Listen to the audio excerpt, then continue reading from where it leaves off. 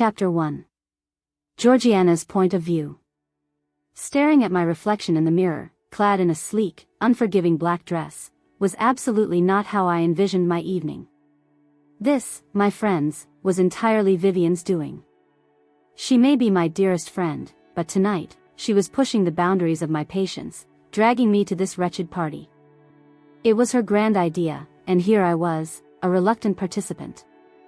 My inner wolf had been a restless spirit all day, its wildness harder to rein in, offering yet another compelling reason to avoid this idiotic gathering. But Vivian, bless her persistent heart, seemed utterly deaf to the word no. And the most galling part? This party, this grand spectacle she was forcing me to attend, was a celebration, a fete in honor of two visiting alphas, Alpha Harrison and Alpha Jasper. Twins, they were, ruling the Blood Moon pack with a shared, iron fist. They had just sealed a new treaty, promising protection to my pack in exchange for a slice of our ancestral land. Given that many of our wolves were falling prey to relentless rogue attacks, it was, on paper, a shrewd move. However, these particular alphas were infamous for their cunning, a history of signing treaties only to seize control of the very packs they swore to protect. No, I most certainly did not like them. Moreover, I harbored a profound dislike for parties, and a long-standing aversion to most figures of authority. Something about me being insolent, they'd say. I simply didn't see it. This particular party was the unfortunate marriage of my two deepest annoyances, but I had no choice in the matter. I knew, deep down, that I wouldn't find an ounce of enjoyment, even if Vivian, in her boundless optimism, believed otherwise. She always, without fail, abandoned me at the entrance, eager to lose herself in the swirling dance. "Damn, girl, you look smokin' hot," Vivian declared, her gaze sweeping over me. I merely grunted in response, my discontent a palpable thing in the air. She merely shrugged, impervious to my simmering wrath. "Come on, let's go, we'll be late." Would that only be a bad thing though? I muttered under my breath. Vivian, by her lack of response, clearly hadn't heard me. Though we were both 16, she was a true party animal. Me? Not so much. Vivian, with her endless prodding, always insisted I should live life to the fullest before finding my mate. Technically, I was of age to find my soul's counterpart, but the thought of it happening so soon seemed ludicrous. Look at the twin alphas, they were 20 and still without a mate. Of course, twins share a single mate, making their discovery a far more intricate, more arduous journey. I trailed behind Vivian, out of the house and down the street. Our home was blessedly close to the pack house, where the party's vibrant pulse now thrummed. Vivian, sensing my unhappiness, wisely refrained from attempting conversation. My temper was a well-known entity, and while Vivian, as my best friend, rarely bore the brunt of it, often, in fact, encouraging my spirited arguments, she now found herself in the precarious position of me losing my cool. There was only so much a she-wolf could endure. The moment we stepped into the teeming heart of the party, Vivian vanished. Just like that. I had anticipated it, of course, and found myself, almost instinctively, drawn to the dance floor. I loved to dance, truly, so in that moment, I honestly didn't mind the solitude. As the night wore on, my actions became a repetitive, almost ritualistic rhythm: take a shot of vodka, then dance. I was thoroughly, gloriously drunk, but I didn't care. It was the most unadulterated fun I'd had in ages. Perhaps Vivian was right. Perhaps I did need to get out more. And if every party was like this, well then, count me in. I danced, sometimes alone, sometimes with a fleeting partner. It made no difference to me. At one point, Vivian reappeared, a man in tow. Seeing her, I paused, slipping from the embrace of the woman I'd been dancing with to greet my best friend. Her smile stretched from ear to ear, and a hopeful suspicion bloomed in my muddled mind. "Edward, meet my best friend, Georgiana," she announced, her voice bubbling with delight. "Georgiana, meet my mate." My guess had been correct. A wave of genuine happiness washed over me. Finding your mate at 16 was a rare, beautiful thing, and she was truly lucky. I just hoped Edward could keep pace with her vibrant spirit. "Nice to meet you," I said, extending my hand to shake his. He took Vivian's hand in his, a possessive gesture. "Nice to meet you too. I'm Edward, Beta of the Blood Moon Pack." I'd already sensed his inherent dominance, and Vivian had all but given him away. I maintained my smile, too drunk to truly care about the hierarchy of packs and ranks. Without another word, they disappeared, leaving me utterly alone once more. The thought of stopping my drinking flickered, then vanished. I was alone. What better way to numb that particular ache than with another drink? Not my most brilliant decision, perhaps, but as a werewolf, my tolerance for alcohol was usually formidable. So, I kept drinking. My sober self, that sensible part of me, would have been screaming warnings, howling about the precariousness of my situation. My drunk brain, however, gave not two shits about such trivialities. I was simply upset that my best friend had left me. Don't misunderstand, I was genuinely happy for her. But right now, in this swirling, noisy room, I felt profoundly alone. I wasn't the most social creature, and Vivian had always been my steadfast companion. Wobbling slightly, I returned to the dance floor. Soon enough, I felt two intense gazes burning into my very being. My curiosity, a potent force even in my inebriated state, compelled me to turn, to meet the eyes of these strangers. And damn, they were a pair of undeniably handsome strangers. We held each other's gaze as I continued to dance, but my movements shifted. They became less random, more deliberate, subtly seductive. Apparently, my drunken brain had decided that getting laid was an excellent idea. The very notion of waiting for my fated mates had simply evaporated. My dance, it seemed, was an irresistible invitation, for they moved toward me. My wolf instincts, deep in the recesses of my mind, were practically howling something vital. However, the alcohol had muffled their warnings, preventing the truth from fully sinking in. All that occupied my reeling thoughts were the two handsome strangers now before me. If I had been truly sober, I would have immediately recognized them as twins, or at the very least, questioned the wisdom of my first intimate experience being with two men. But I was drunk, and I simply didn't give a damn. There was a very good reason I rarely ventured to parties. Without Vivian here to play the role of my sensible guardian, I was on the precipice of making some of the best, most disastrous decisions of my young life. The two handsome strangers moved, sandwiching me between them. My wolf felt an inexplicable sense of safety, a primal recognition that this was where we were meant to be. That was the only clear message I received from my deeply buried wolf. My instincts were trying to shout something else, too, but I was beyond caring. All I craved was to be entangled with these two scorching twins pressed against me. The one on my left murmured, "If you keep dancing like that, you might get hurt." It was an obvious attempt at flirting, not the most artful I'd ever heard, but decent enough for the moment. I kept dancing, my movements now more of a slow, sensual grind against their bodies. Both men groaned, a low, guttural sound, and the one on my right breathed, "We need to get somewhere more private, fast, don't you think?" A faint accent laced his words, making them all the more captivating to my intoxicated mind. I nodded, utterly incapable of forming coherent words without slurring, my tongue thick with lust and drunkenness. The three of us, a tangled mess of desire, made our way upstairs and into a bedroom. I kissed the man in front of me, a breathless, hungry kiss, while the other trailed searing kisses up and down my neck. This, I decided, was going to be glorious.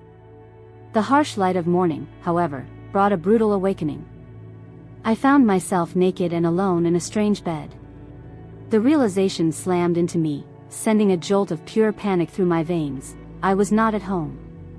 Lying back down on the empty, unfamiliar sheets, the hazy memories of the previous night came flooding back, a torrent of shame and disbelief. I had lost my innocence, my V-card, to two random werewolves. A bitter curse formed on my lips. I blamed Vivian, entirely, for dragging me to that accursed party.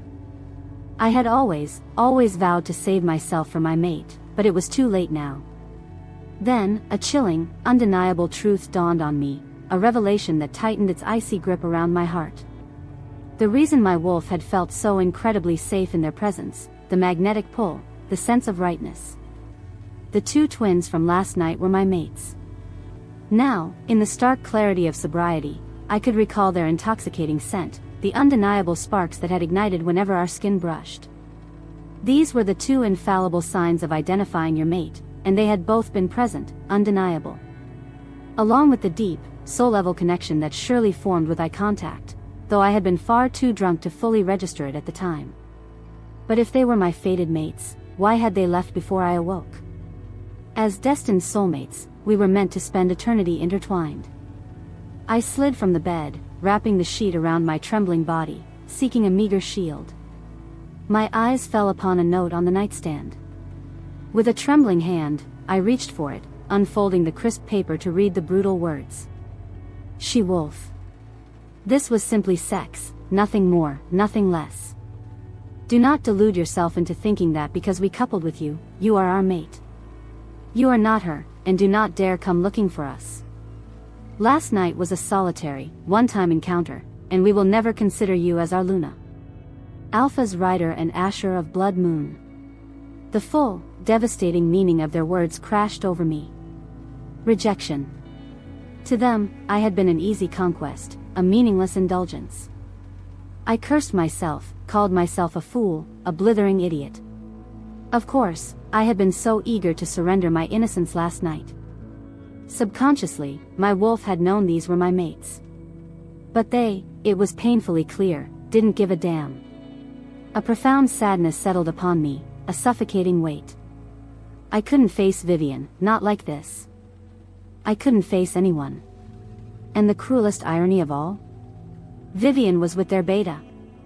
That meant I could never see her again, or him. Where their beta resided, the alphas would surely be close behind. I would accept their rejection with as much grace as I could muster and vanish from their lives, even if it meant sacrificing my friendship with Vivian. I would not allow them to humiliate me again. However, a far more pressing issue loomed. I couldn't remain in the Crescent Pack, my home. As part of the newly forged alliance, this very territory would soon fall under the dominion of the Blood Moon Pack. This was precisely why the party had been held here, on our land. In essence, my birthplace, along with all its wolves, would become part of the Blood Moon Pack.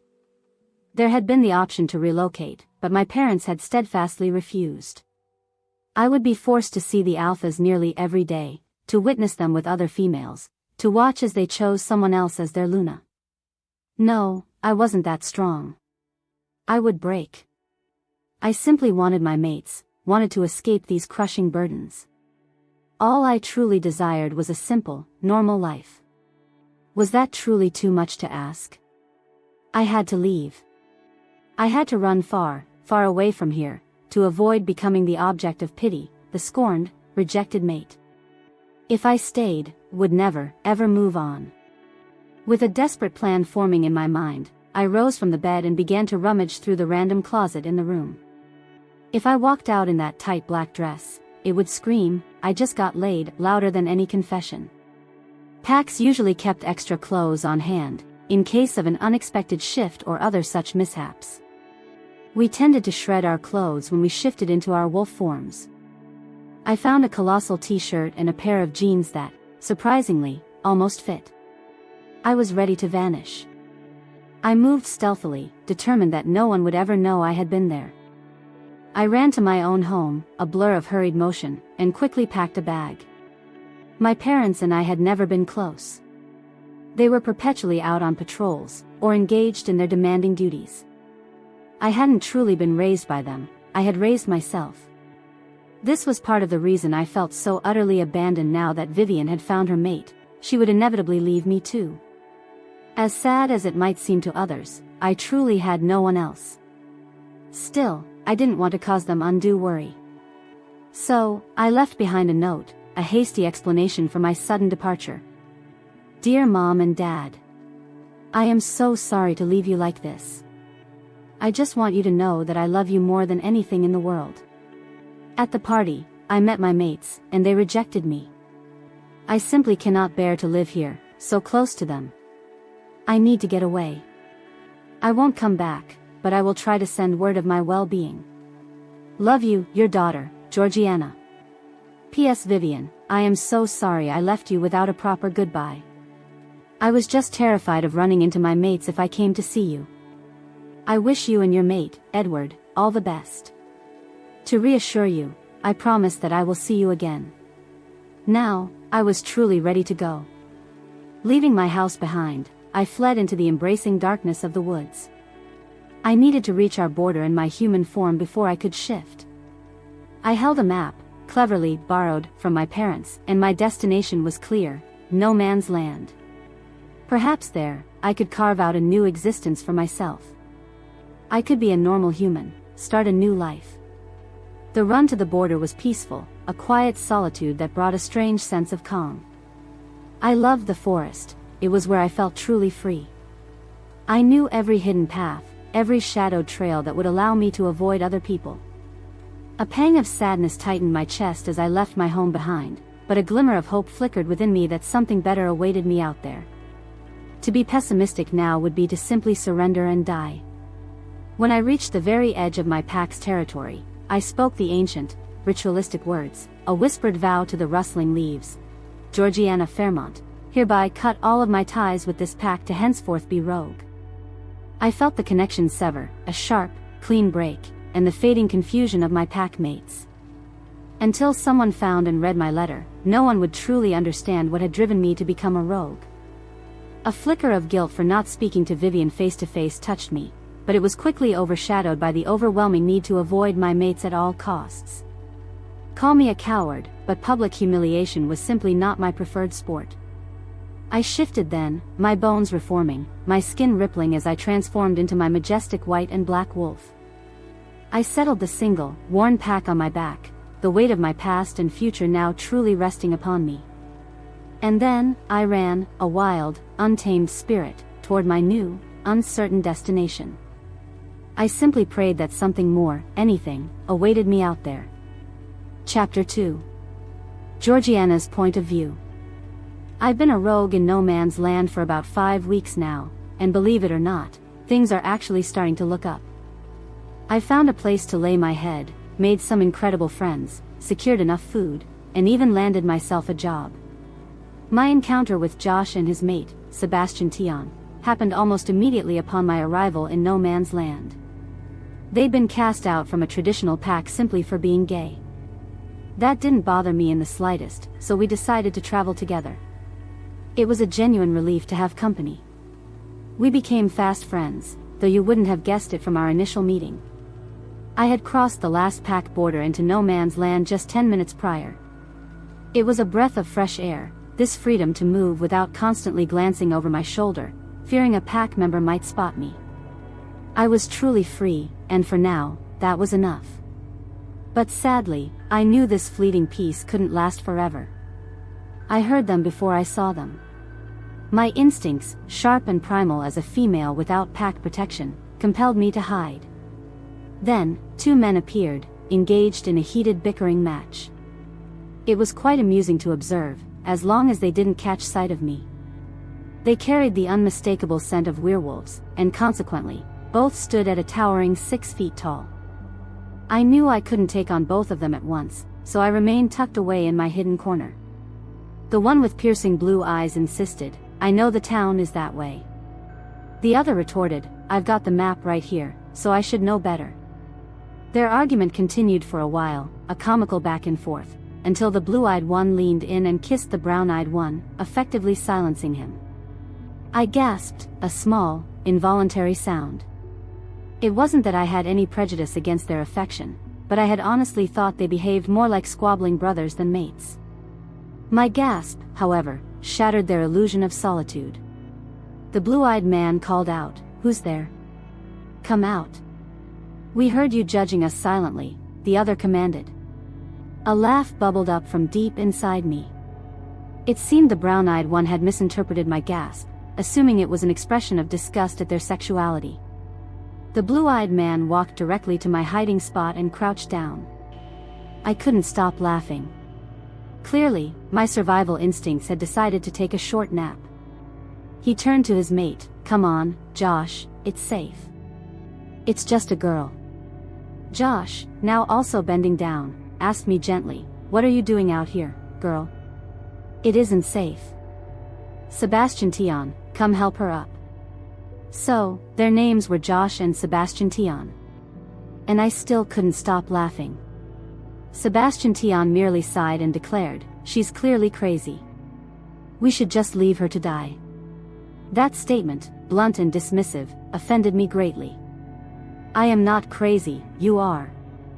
I shot back, my laughter abruptly silenced. We spent the next 5 minutes trading insults, a rapid-fire volley of jabs.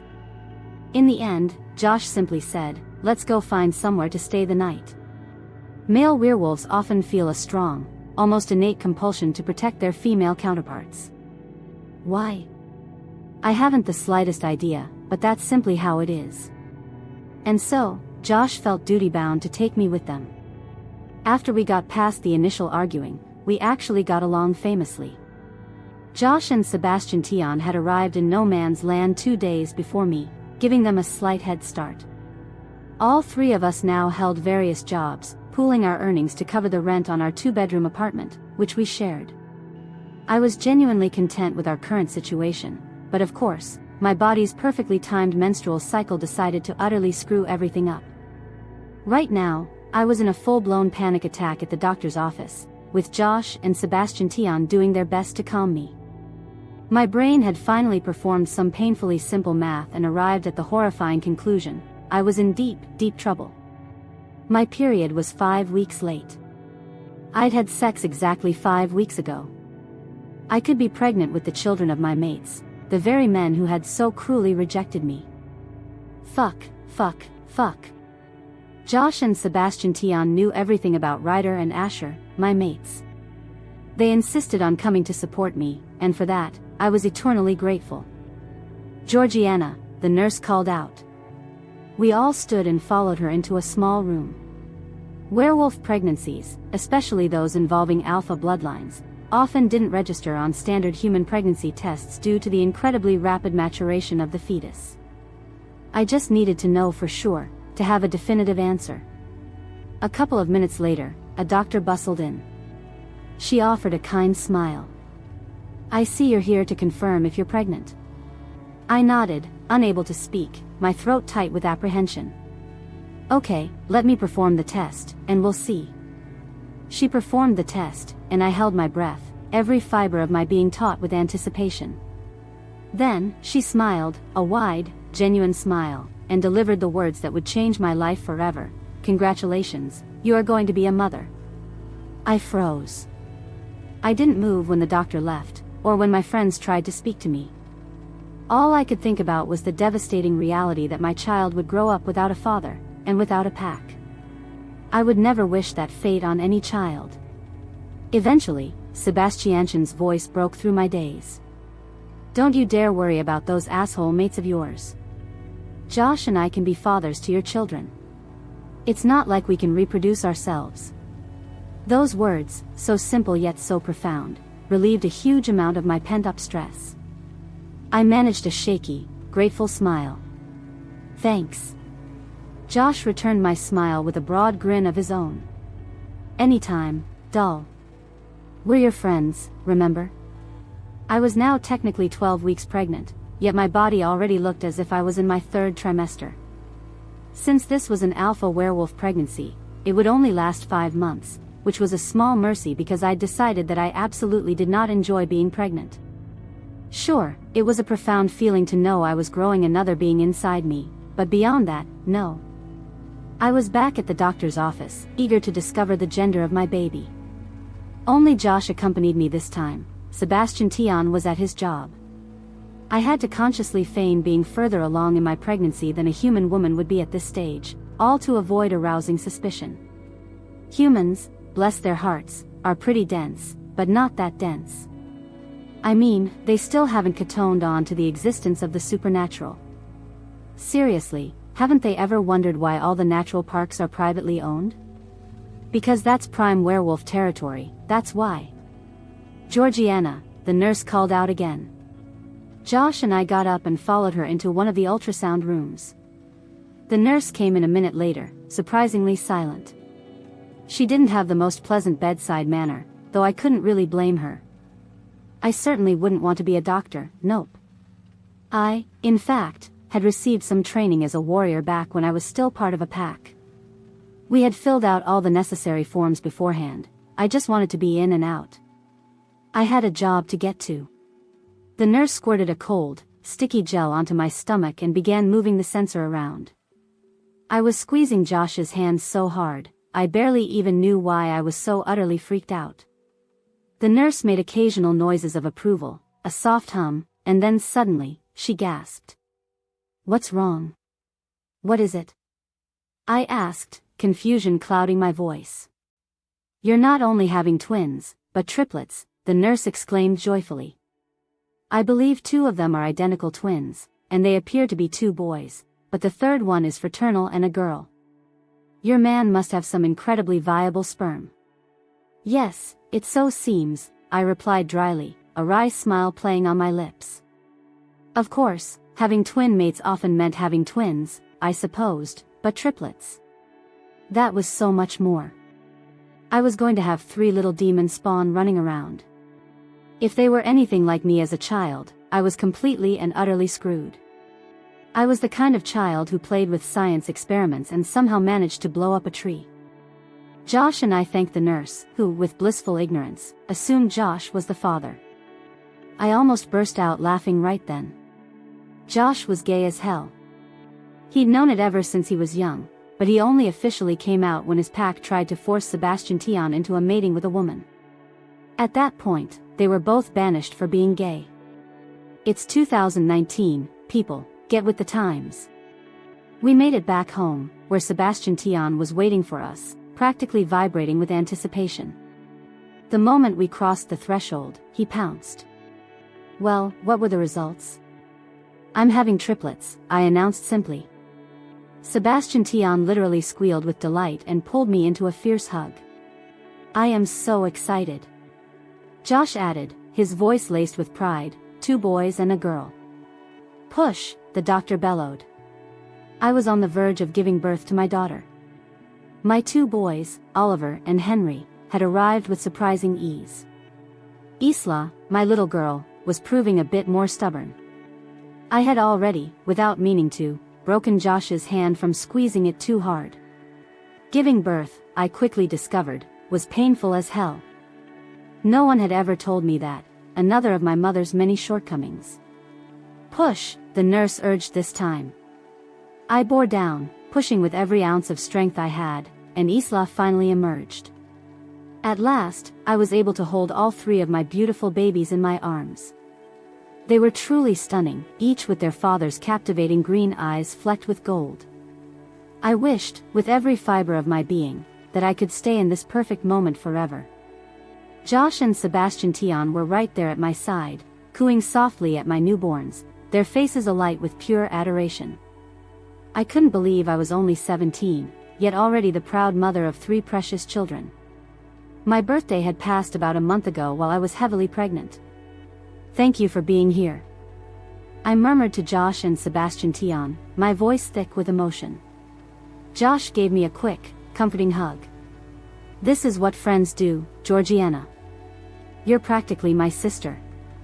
I just wish every rogue had the kind of support you 2 have given me," I said, a soft smile spreading across my face. "It would help so many." Sebastian Tion chuckled, a warm, melodic sound. "We'd name the group after you, the Helping Dorge. Josh playfully shoved his mate. "That sounds stupid. You'd need funding, and a name that sounds normal to humans, like the Dorge Corporation or the Dorge Organization sounds better," I interjected, shaking my head. We playfully teased each other, completely unaware that this idea, born in the very same moment as my babies, would eventually grow into our life's work, our lasting legacy. But right then, in that delivery room, surrounded by my precious children, Josh and Sebastian Tion, I had never known such profound happiness. Who even needs their mates, anyway? Certainly not me. Wanting to see what would happen next, subscribe to this channel to get to listen to more of our upcoming exciting stories. Click on the subscribe button now. Thank you. Chapter 3. Georgiana point of view. I hummed a cheerful tune as I prepared breakfast for my little ones, though they certainly weren't so little anymore. I needed to soften them up, you see, for the conversation I was about to initiate.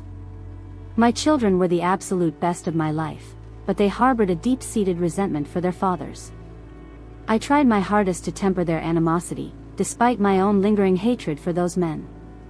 The note they'd left me, that cold, impersonal slip of paper on the table, had shattered my heart, and it was only because I had never confronted them again that I was still breathing. That note, you understand, was a partial rejection, yet because it never explicitly used my name, and because they never uttered the words of rejection directly in my presence, I was able to endure. Josh and Sebastian Tion, and now the Dorge Organization, had been my salvation. My friends had helped us establish a new life, and now all of us were deeply committed to something larger than ourselves, something designed to help others like us. I suppose it was my destiny, after all, considering I was meant to be a Luna, whose inherent purpose is to nurture and care for their pack. The Dorge Organization began as nothing more than a fleeting thought, an idea that surfaced shortly after I gave birth. But Josh and Sebastian Tion, with their boundless energy and unwavering loyalty, truly brought it to life. By the time my triplets were 2 years old, we had established a legitimate human business, a clever front to conceal our future supernatural dealings, particularly for rogues. Josh and Sebastian Tion had initially tried to shield me from the next step, but by the time my babies reached 5, they had, quite remarkably, built a human mafia. They managed to keep it a secret from me for a year, but I eventually confronted them, and they confessed everything. By the time my children were 7, we had blossomed into a well-known rogue organization, functioning with the structure and loyalty of a true pack. Sadly, this success also painted a giant target on our backs. Primarily because we offered sanctuary to everyone. If you were a human who had stumbled upon the truth of the supernatural world, we welcomed you. A hunter seeking escape from their brutal lifestyle? We opened our arms. A werewolf, a vampire, a fairy, or even a half-breed, we took them in, no questions asked. Of course, there was one inviolable rule: if you committed a serious transgression, you weren't merely expelled, you faced execution. The thing that earned us the most profound hatred from the Alpha Kings was our protection of witches. Witches and warlocks had been mercilessly hunted for their immense power for centuries. If they were forced to relinquish their power to another, they were condemned to a life of servitude until their very last breath. The Alpha Kings were absolutely obsessed with this practice, resulting in what amounted to nothing less than a modern-day witch hunt. I vehemently disagreed with such brutality. Witches were routinely tortured, often to force them to surrender their power, and in most cases, they were ultimately murdered. Our very first witch was Moira, who escaped after they had mercilessly killed her maiden child. Her family, seeking refuge and vengeance, tracked her to us and joined our ranks as well. Now, she has found a second-chance mate and is thriving, truly doing better than ever. However, by offering her sanctuary, the Alpha Kings despised us even more intensely. They even kidnapped my pups when they were 7. My intelligent children, thanks to their rigorous training, managed to escape, but that was the first time they were forced to take a life. Now, all 3 of them were 16 years old, having undergone their first wolf shift at the tender age of 12, a testament to their potent alpha blood. The Dorge Organization continued to flourish, and we now boasted branches across the globe, in Russia, Japan, France. Speaking of my pups, they were, in their own right, a handful. Since we maintained a careful masquerade among humans, I was compelled to send them to public school. It took Isla a mere 2 weeks to get suspended, and subsequently expelled, from that school. She simply got into too many fights because the human boys, in their arrogance, believed she was weak because she was a girl. Isla, with her fierce pride, promptly showed them their error. Henry and Oliver remained largely unbothered by such skirmishes, as it was considered normal for boys. I, however, nearly killed the principal over the matter. Ultimately, I decided to homeschool them, which fortunately allowed me to provide them with even more specialized training right here. Isla, with an unyielding determination, fully intends to inherit the Dorge Organization. Oliver and Henry, though, are less interested, and I know precisely why. They are destined to be the next alphas of the Blood Moon Pack, a destiny woven into their very bloodline. Isla, for some inexplicable reason, doesn't possess that same drive.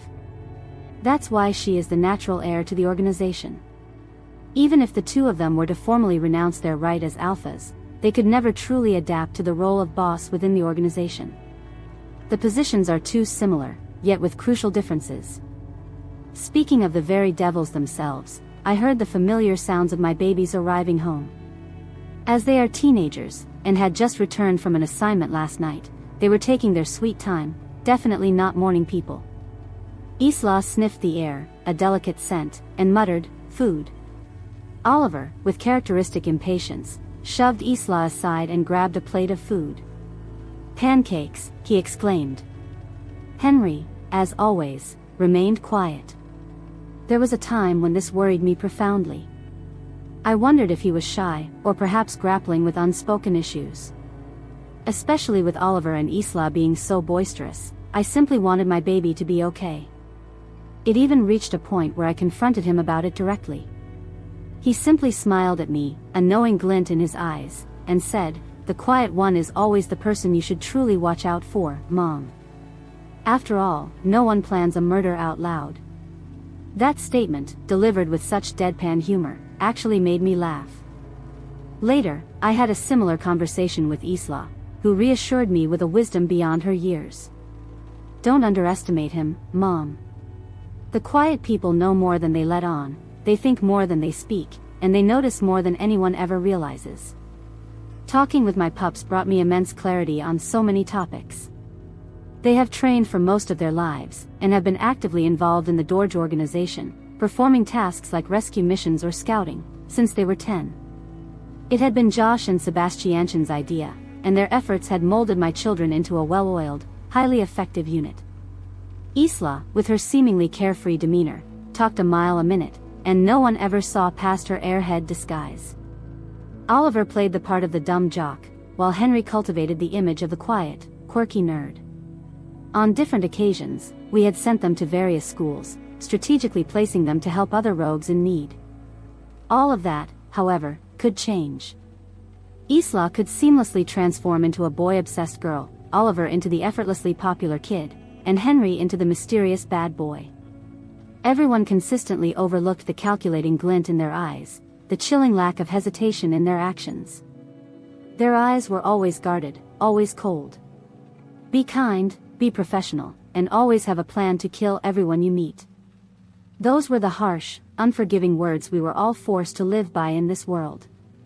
I didn't want that life for them, which was precisely why I needed to have this conversation. I wanted them safe, free from the constant burden of looking over their shoulders. I wanted them to have the chance to simply be children, to be able to befriend people without constantly wondering when betrayal would strike. I wanted them to smile without that cynical edge, without the hidden, calculated plans for murder lurking beneath the surface. After all three of them had devoured their pancakes, they simultaneously looked up at me. They could tell, from the stiff way I was holding myself, that I had something important to say. I was certain that Isla or Henry had already figured out the delicate topic I intended to broach. I mentally braced myself for their inevitable annoyance as I quickly asked, "What do you all think about meeting your fathers?" Oliver exploded, his voice raw with fury. "Hell no. Those bastards rejected you through a motherfucking letter. I have no need to see the assholes who are killing you, Mom." His breath came in ragged gasps as he finished his enraged rant. I winced slightly, his words struck a painful chord, but I still admonished him, "Language." My wolf was practically lifeless, a mere shadow of her former self. My healing capabilities were no better than a human's, I possessed no superhuman strength or speed. I couldn't shift. I was, in essence, a human who simply knew the supernatural world existed. I had never explicitly told my pups the full extent of my condition, but they knew, in their hearts, that something was profoundly wrong. The only reason I wasn't already dead was because Ryder and Asher had never used my name in their rejection. I sighed, then turned to my two other pups. "What do you two think?" Isla merely shrugged, a nonchalant gesture. "I want to go see these pathetic alphas," punch them square in the face, and then leave. I rolled my eyes. Henry, ever the cautious one, chose his words carefully. Eventually, Oliver and I will be forced to go and formally relinquish the Alpha title, if we truly don't want it. Oliver looked at his brother, his brow furrowed in confusion. What? I reached out and hugged my pup, pulling him close. There's a reason why you two have no interest in leading the Dorge Organization. It's literally in your blood to lead the Blood Moon Pack. Isla, for some unknown reason, doesn't possess that same innate drive. That's why she's the one inheriting the organization. Even if the two of you were to give up your inherent right as alphas, you could never truly adapt to being the boss of the organization. The roles are too similar, yet with crucial, fundamental differences. He frowned, then looked away. Let's just talk about this later, Mom. We just finished that scout assignment and got the next group of witches to the base. I really want to have a family day today. Isla nodded in agreement. That's a good idea. How about a walk in the woods, as humans? We haven't done that in a long time. My pups were always so careful not to mention my inability to shift, or to let it slow us down. I smiled, genuinely grateful. Sure, that sounds like fun. There was a nearby Dorge Organization base, but we lived in a large house nestled close to the woods. Since we also operated as a human mafia and legitimate business, this arrangement ensured that if the police ever became too curious, they wouldn't stumble upon our true base. There were also no major hunter bases nearby.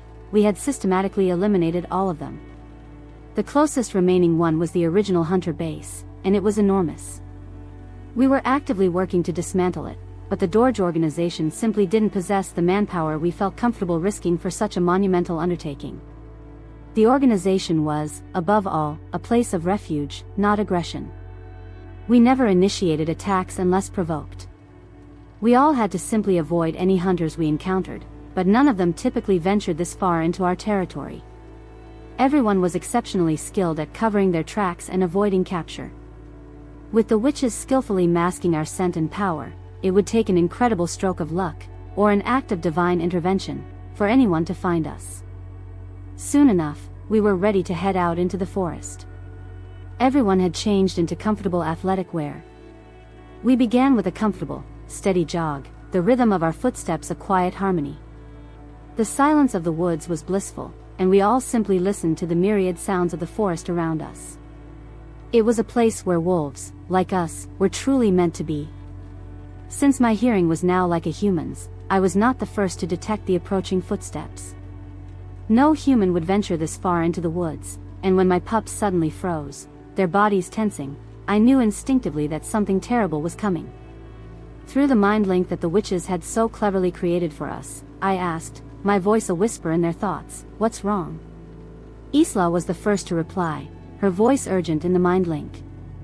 Footsteps. At least 20 of them. The vibrations on the ground suggest they are either heavily armed, or on some strange camping trip. Oliver's brow furrowed in concentration.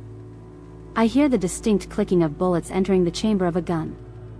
When the first shot ripped through the air, tearing into the quiet clearing where we had momentarily paused, Henry's voice exploded through the mind link. Hunters. My pups burst into action, moving with a fluid, terrifying grace, dodging the rapid-fire bullets. I followed their lead, a frantic echo of their movements, but I was human-like now, and one of the bullets found its mark. We took off in a random, desperate direction, our only thought to escape, to put as much distance between us and them as possible. I already knew, with a sinking certainty, that I wouldn't make it. Despite running in a frantic zigzag pattern, designed to confuse our pursuers, I was hit at least twice more. My pain tolerance was such that I could continue running, but I was undeniably slowing them down. I knew, with chilling clarity, that these hunters must have come from the original group, the massive, formidable one. They must have been on a dedicated hunting mission to have traveled this far. Either way, we were screwed if they stayed with me. I needed to slow the hunters down, to create an opportunity for my pups to escape. Technically, I was like these hunters now, human, except they possessed guns, while I did not. However, the raw strength of a mother protecting her young is a force stronger than any natural law. Making sure my pups didn't notice my desperate maneuver, I spun around, shocking the advancing hunters by leaping onto the nearest one, a wild, protective scream tearing from my throat. My wolf, which had been in a death-like slumber, surged back to life within me, a furious, primal roar demanding to protect her young. She would not let them die. It was then, in that desperate, sacrificial moment, that my children finally realized my terrible choice.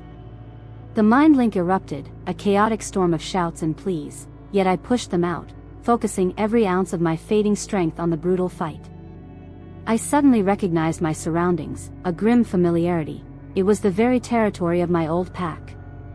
I couldn't resist one last, bitter smirk as I fought, a defiant gesture in the face of my inevitable fate. I guess the circle of life truly is real. I was back where I had started. The hunters eventually managed to overpower me, pushing me down, their rough hands seizing me. With my last reserves of strength, I sent one final message, a desperate plea, through the mind link to my children: run. Only your fathers can help you. I knew, with absolute certainty, that they wouldn't abandon me, but I also knew that the organization couldn't help without it becoming a suicide mission.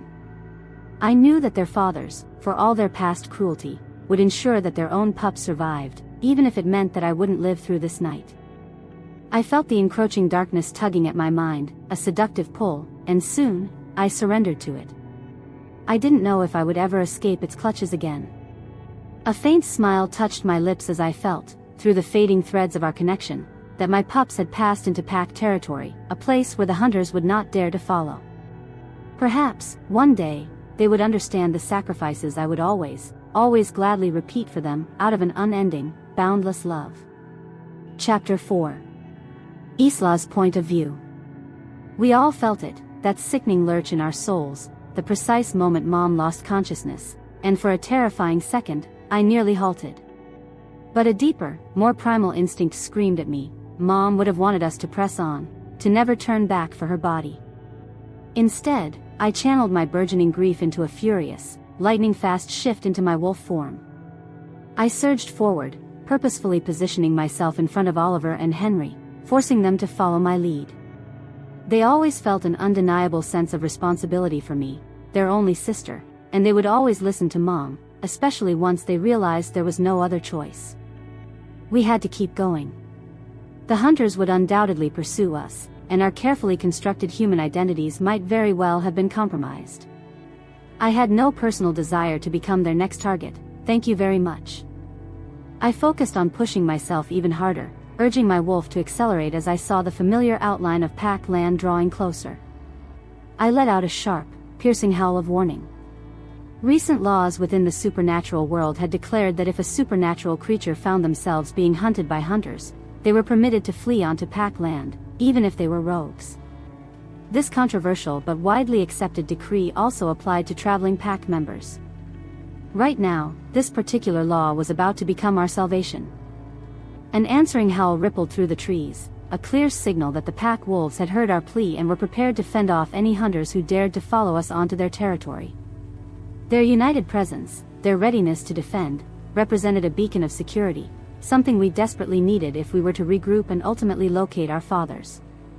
Running even faster, I was the first to cross the invisible boundary onto their claimed territory, with Oliver and Henry close on my heels.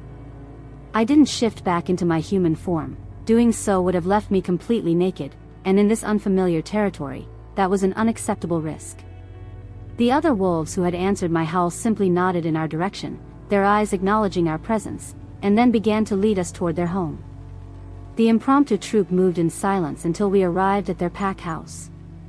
A female pack member nudged me gently, guiding me towards a private area where I could change. The males, it seemed, had no qualms about shifting in the open.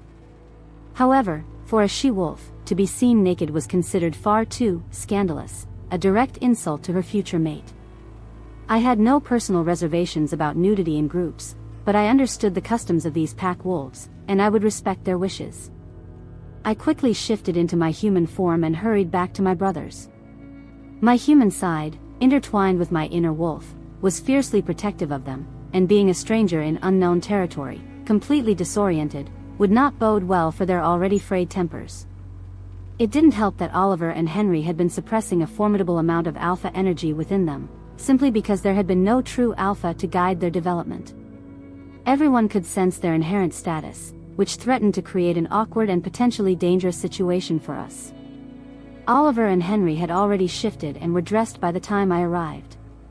That wasn't entirely bad.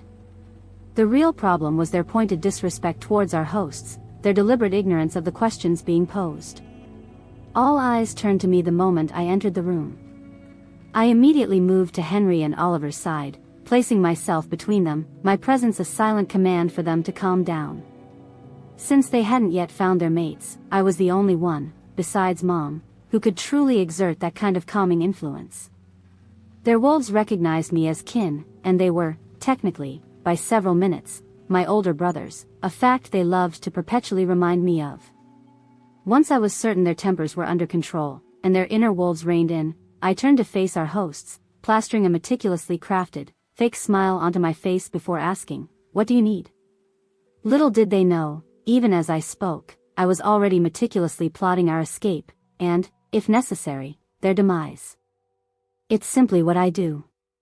The apparent leader of the group stepped forward, his expression stern, and asked, "Why were you running from hunters? What do you think, you idiot? That I was going to gracefully allow myself to be killed by hunters? Not today, sunshine." I didn't actually say all that, of course. Instead, I feigned the innocent confusion of a lost young girl, appearing exceptionally polite and willing to answer their questions. "That's an easy one," I replied, my voice sweet and innocent. "We were just going to spend a lovely day in the forest with our mother, and they simply appeared."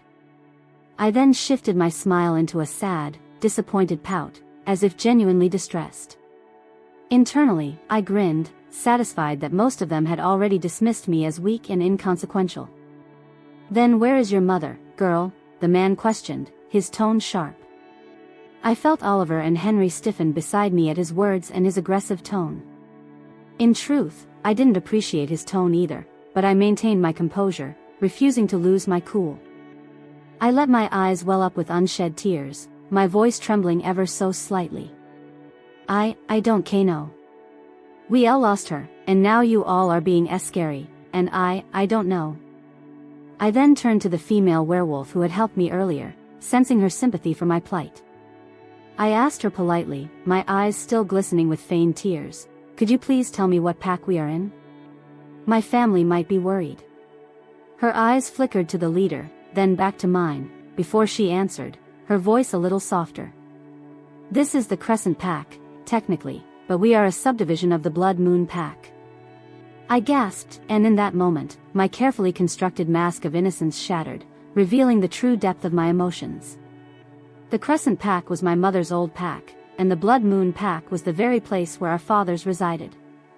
Oliver, sensing my distress, quickly opened the mind link between the three of us. "I think we should leave and come back later." "Yeah, I think so too. We need to prepare more before heading into this confrontation," Henry agreed, his voice calm and steady within our shared thoughts. "I agree with both of you. We need to call Sebastian and Josh anyway," I added, acknowledging the immediate necessity. I then cut off the link, refocusing my attention on the wolves in front of us. The wolves seemed utterly confused, their expressions a mix of surprise and bewilderment. Mind link was not a common occurrence in many packs. If a pack possessed one, it usually meant they had tortured a witch or warlock to force them to bestow the power of mind link. Our witch had given us hers willingly, but it didn't function over long distances.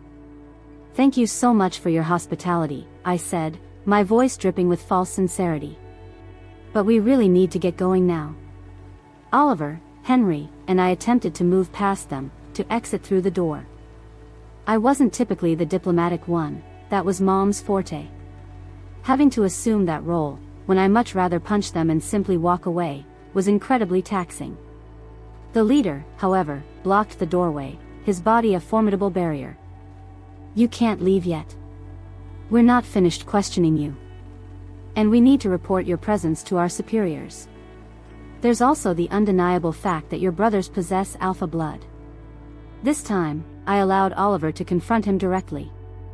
He didn't utter a single word, but because of our inherent alpha blood, we could impose our will, a silent, crushing force. It certainly helped that he was, technically, the heir to this pack, along with Henry. The man visibly recoiled, stepping aside under the immense pressure of Oliver's silent command. As he moved, I quickly tried to block the door, hoping to prevent them from following us. We smelled like a foreign pack, not rogues, which was beneficial for blending in. Even then, our scent was faint, thanks to the witch's magic. I informed my brothers through our mind link, we won't make it out of the territory before they catch us. We need to regroup here. I had an idea, one that my brothers would readily tell you was terrifying, because my ideas usually didn't end well. I mean, I made one mistake, and they never let me forget it. How was I supposed to know that the tree would literally blow up? I called out to the female werewolf, her kind face now etched with concern. You there, can you tell me where Georgiana Fairmont's parents live? She looked at me strangely, her brow furrowed. Georgiana Fairmont is a rogue and has been for a while, if you're looking for her. I shook my head, my voice firm. Nope, her parents. First things first, we had to reach out to Josh and Sebastian Tion. I turned to my newfound grandfather and asked, can we borrow your phone? He replied, his voice calm, sure, we can talk more later. William handed over his phone, already unlocked, and I left the room. Once I felt I was far enough away that no one could possibly overhear me, I dialed Josh's number. For the first time, I was genuinely grateful that Mom had forced me to memorize certain people's numbers, otherwise, I wouldn't have known it. Josh answered the phone after the fifth ring, his voice a little gruff. This is Josh. I cut him off, knowing I had no time to waste. It's Oliver. His questions came rapidly, a torrent of concern. What do you need? Why are you calling from a strange phone? Why can't we feel Georgiana's link to the group anymore? We went to the forest, and we were ambushed by hunters, I explained, trying to keep my voice steady. They got Mom, but we made it into the Crescent Pack territory, except now they're under the control of the Blood Moon Pack. The alphas here are completely crazy, and they're ignoring werewolf law, essentially making us prisoners. Isla managed to find our grandparents' house, and we're here now, lying low. Mom told us to go to our fathers for help, but I really don't want to. Josh sighed, a long, weary sound on the other end of the line. You have to. I know the hunters who probably took your mom. It's the original hunter base. I frowned, the implications of his words sinking in. What the fuck does that mean? He groaned, a sound of profound frustration. It means that this is the one group we absolutely cannot take on. If we did, Georgiana would kill us herself, because the casualties would be far too high for this situation. Now I understand why she made us take that magical oath. Really? I complained, my voice laced with disbelief. Sebastian's voice, calm and steady as always, then came over the phone. Georgiana is unique. We can't break that oath, not without her express permission. You will simply have to go to your fathers. It's the only loophole I can possibly think of. I nodded, even though they couldn't see me. That sounds good. Josh sighed loudly again. I wish we could do more, Oliver. You know we do. I thought about it for a moment, then articulated the question that had been nagging at me. But if it's the loophole, why would Mom willingly send us to them in the first place? Sebastian Tion seemed genuinely stumped. I have no idea, honestly. Josh cursed, a raw, frustrated expletive. Motherfucking shit. She assumed that your fathers will want to keep you and Henry safe because you are their heirs. The firstborn alpha children are always more powerful, more valuable. I scoffed, a dry, sarcastic sound. Are you really sure about that? Isla can beat Henry and me any day of the week. Sebastian Tion chuckled lightly. I don't know, kid. Just do what you can, and have your grandparents call us to bail you out if you get caught. Roger that, bye. I hung up the phone, a heavy disappointment settling in my chest, and trudged back into the kitchen where everyone else was waiting. Isla looked at me expectantly, her eyes wide with unspoken questions. "Well, what did Josh and Sebastian say?" "They told me that we have to deal with our fathers to get Mom back," I informed her, my voice devoid of emotion, "and that we should tell our grandparents to call them if we get caught." Henry cursed, a rare occurrence for him, as he was usually so quiet. "Fuck." Beatrice and William looked at us strangely, their expressions a mix of confusion and concern. "And who, exactly, happens to be your father?" "Shit, I completely forgot they were here." I hesitated, but Isla, ever impetuous, beat me to it. "The alphas of the Blood Moon Pack." Henry and I glared at her, but she simply shrugged, defending her words. "What?" "We need to tell our fathers one day, anyway." William seemed pensive, his gaze distant. "We need to get you to the alphas before someone else catches you and kills you." Isla held up her hands, a gesture of bewildered protest. "Back up a minute. Who said anything about killing?" Beatrice looked at us sadly, her eyes filled with a weary understanding. "That is the harsh fate of prisoners who escape." This time, it was my turn to curse. "Fuck. We have no choice, either make a desperate break for the border, or go directly to our fathers." William added, a helpful suggestion. "If this helps your decision, you won't make it to the border without being caught. We simply cannot help you with that. However, if you want to get to the alphas, there is something we can do. Usually, today, there's a pack meeting at the official pack house of the Blood Moon Pack, which is about 2 hours from here. There will be a lot of wolves there, and we can hide you among them.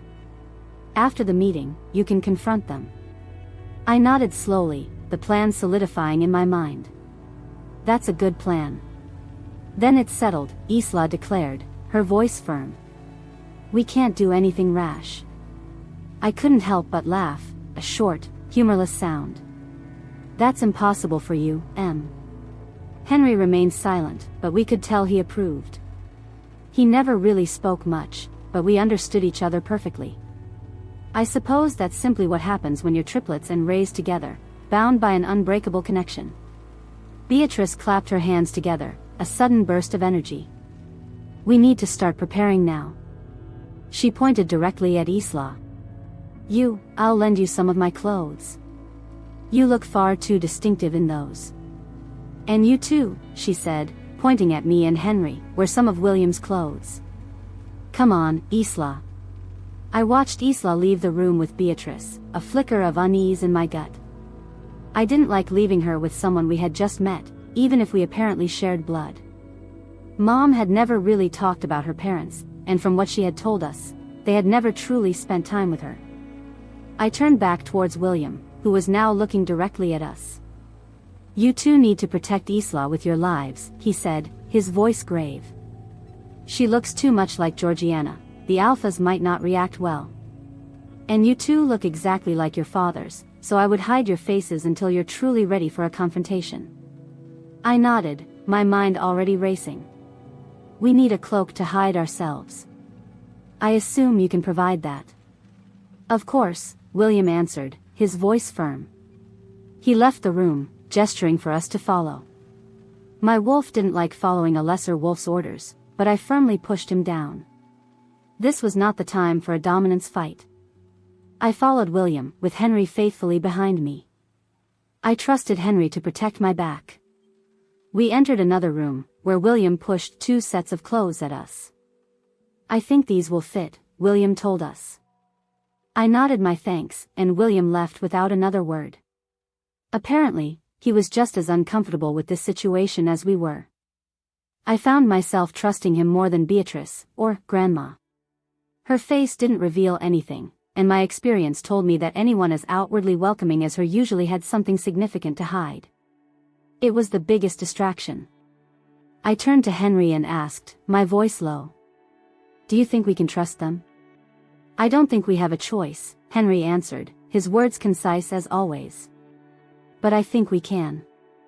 They clearly care a lot for Mom, enough not to try and find her mates and tell them where she is. Our grandmother is definitely hiding something as well, though."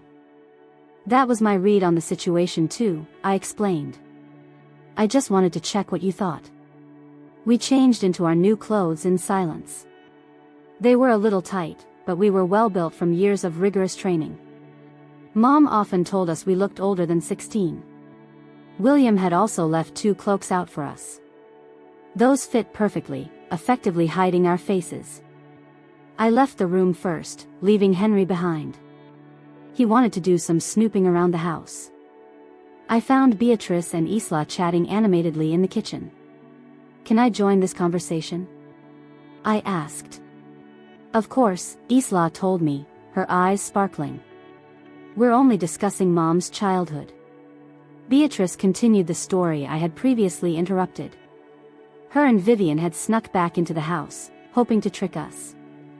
William and I were waiting in her room for them. Their faces were precious, they were so shocked. "Who is Vivian?"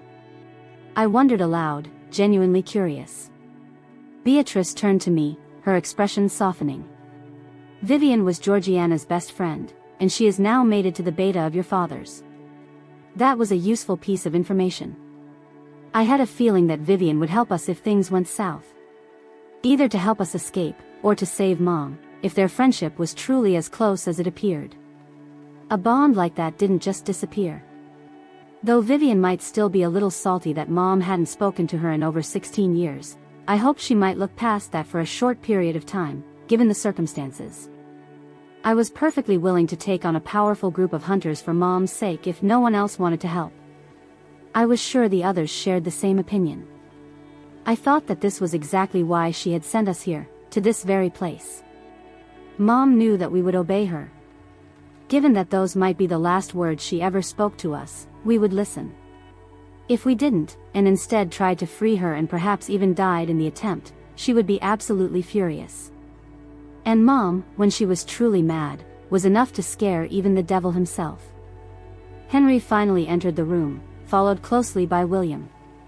I made eye contact with my brother, a silent question passing between us. Had he found anything?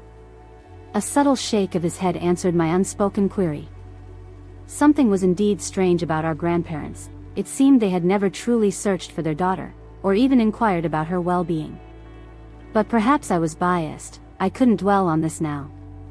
William cleared his throat. "We need to head out now. If anyone is late for the meeting without a good excuse, they spend 2 days in the pack dungeons." Isla scoffed, her voice incredulous. "Harsh, much?" Beatrice nodded, a grin set to her jaw. "Like I said, the twin alphas became cold after their mate. I guess my daughter's disappearance. I still don't understand why she would run from her mates. In her letter, she told us that her mate rejected her, but from my point of view, the twins didn't actually do that. Her assumption, her casual bad-mouthing of my mom, her own daughter, truly pissed me off." I abruptly stood up, my voice sharp with controlled fury. "She was drunk when she met them at the party. Mom slept with them and woke up the next day in bed, completely alone, with nothing but a simple note.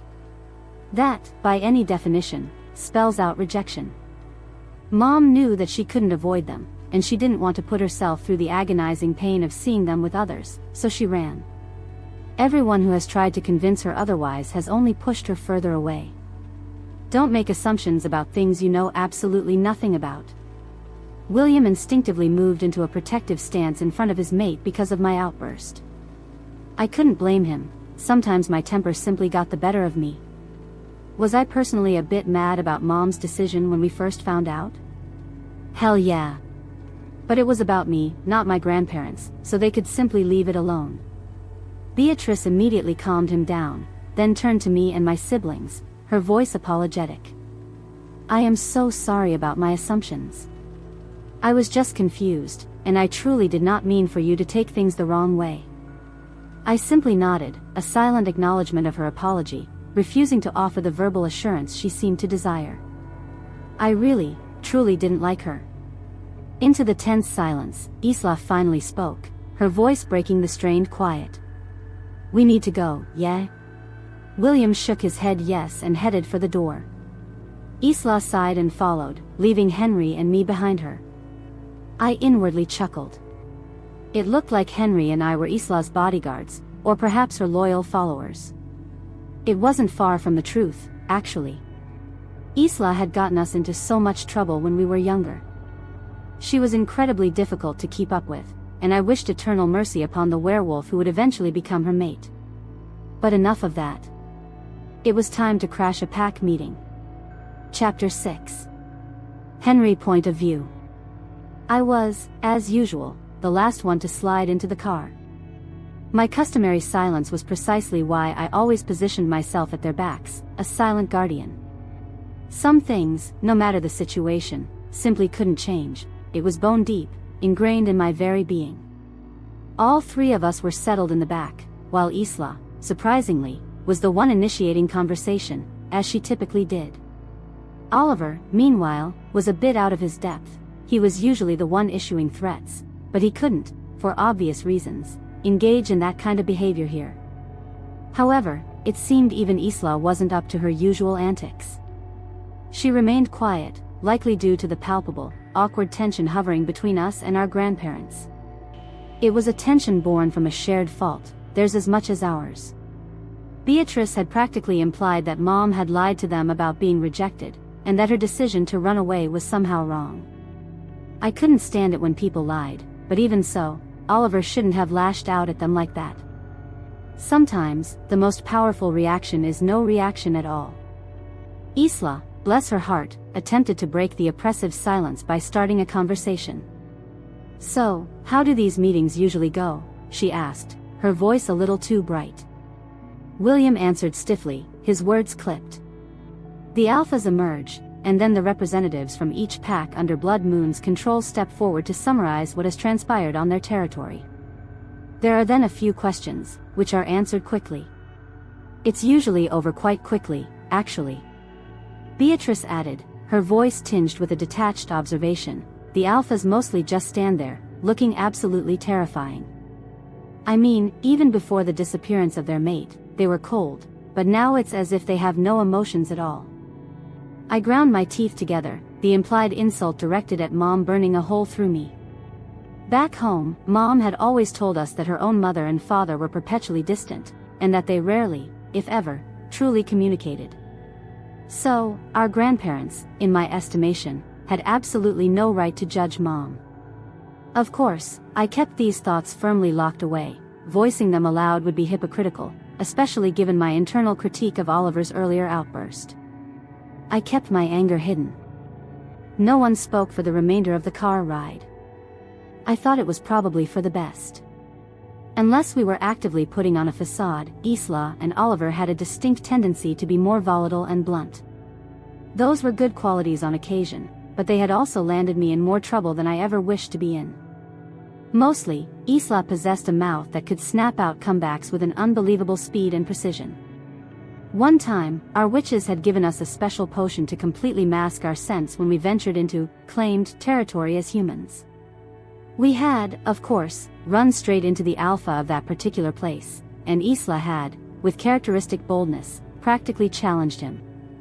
He couldn't properly respond, of course, because he believed we were merely humans, but I could feel, deep in my bones, that he genuinely wanted us dead. Werewolves had a profound tendency to take disrespect very badly, especially the alphas and other high-ranking individuals. I redirected my thoughts to something more productive, like our sperm donors. I resented the fact that we were forced to seek help from our deadbeat fathers.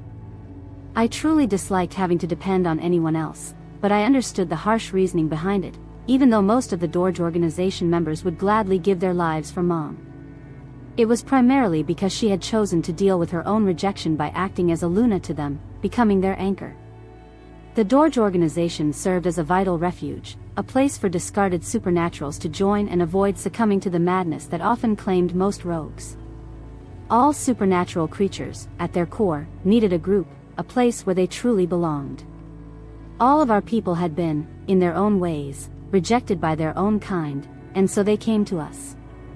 We had given ourselves the profound task of taking down hunters and, more importantly, helping those in need.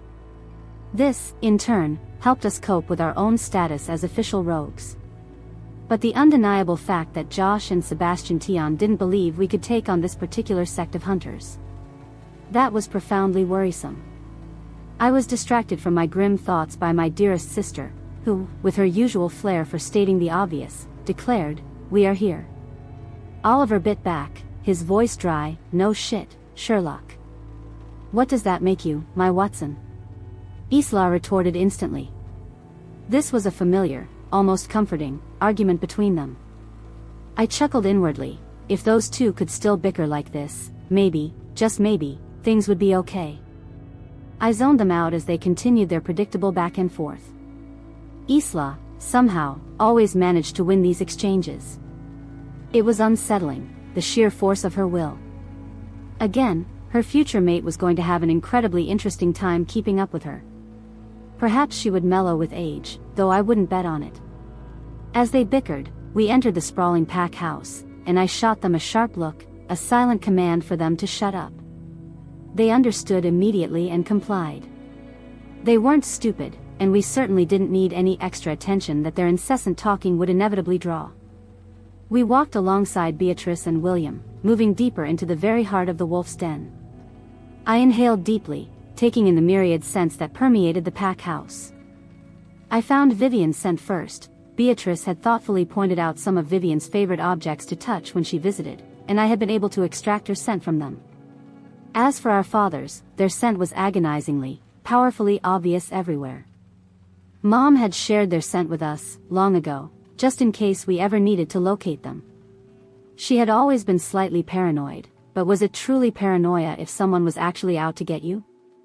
We tried our absolute best to blend in with the surrounding wolves, no need to alert anyone to our presence.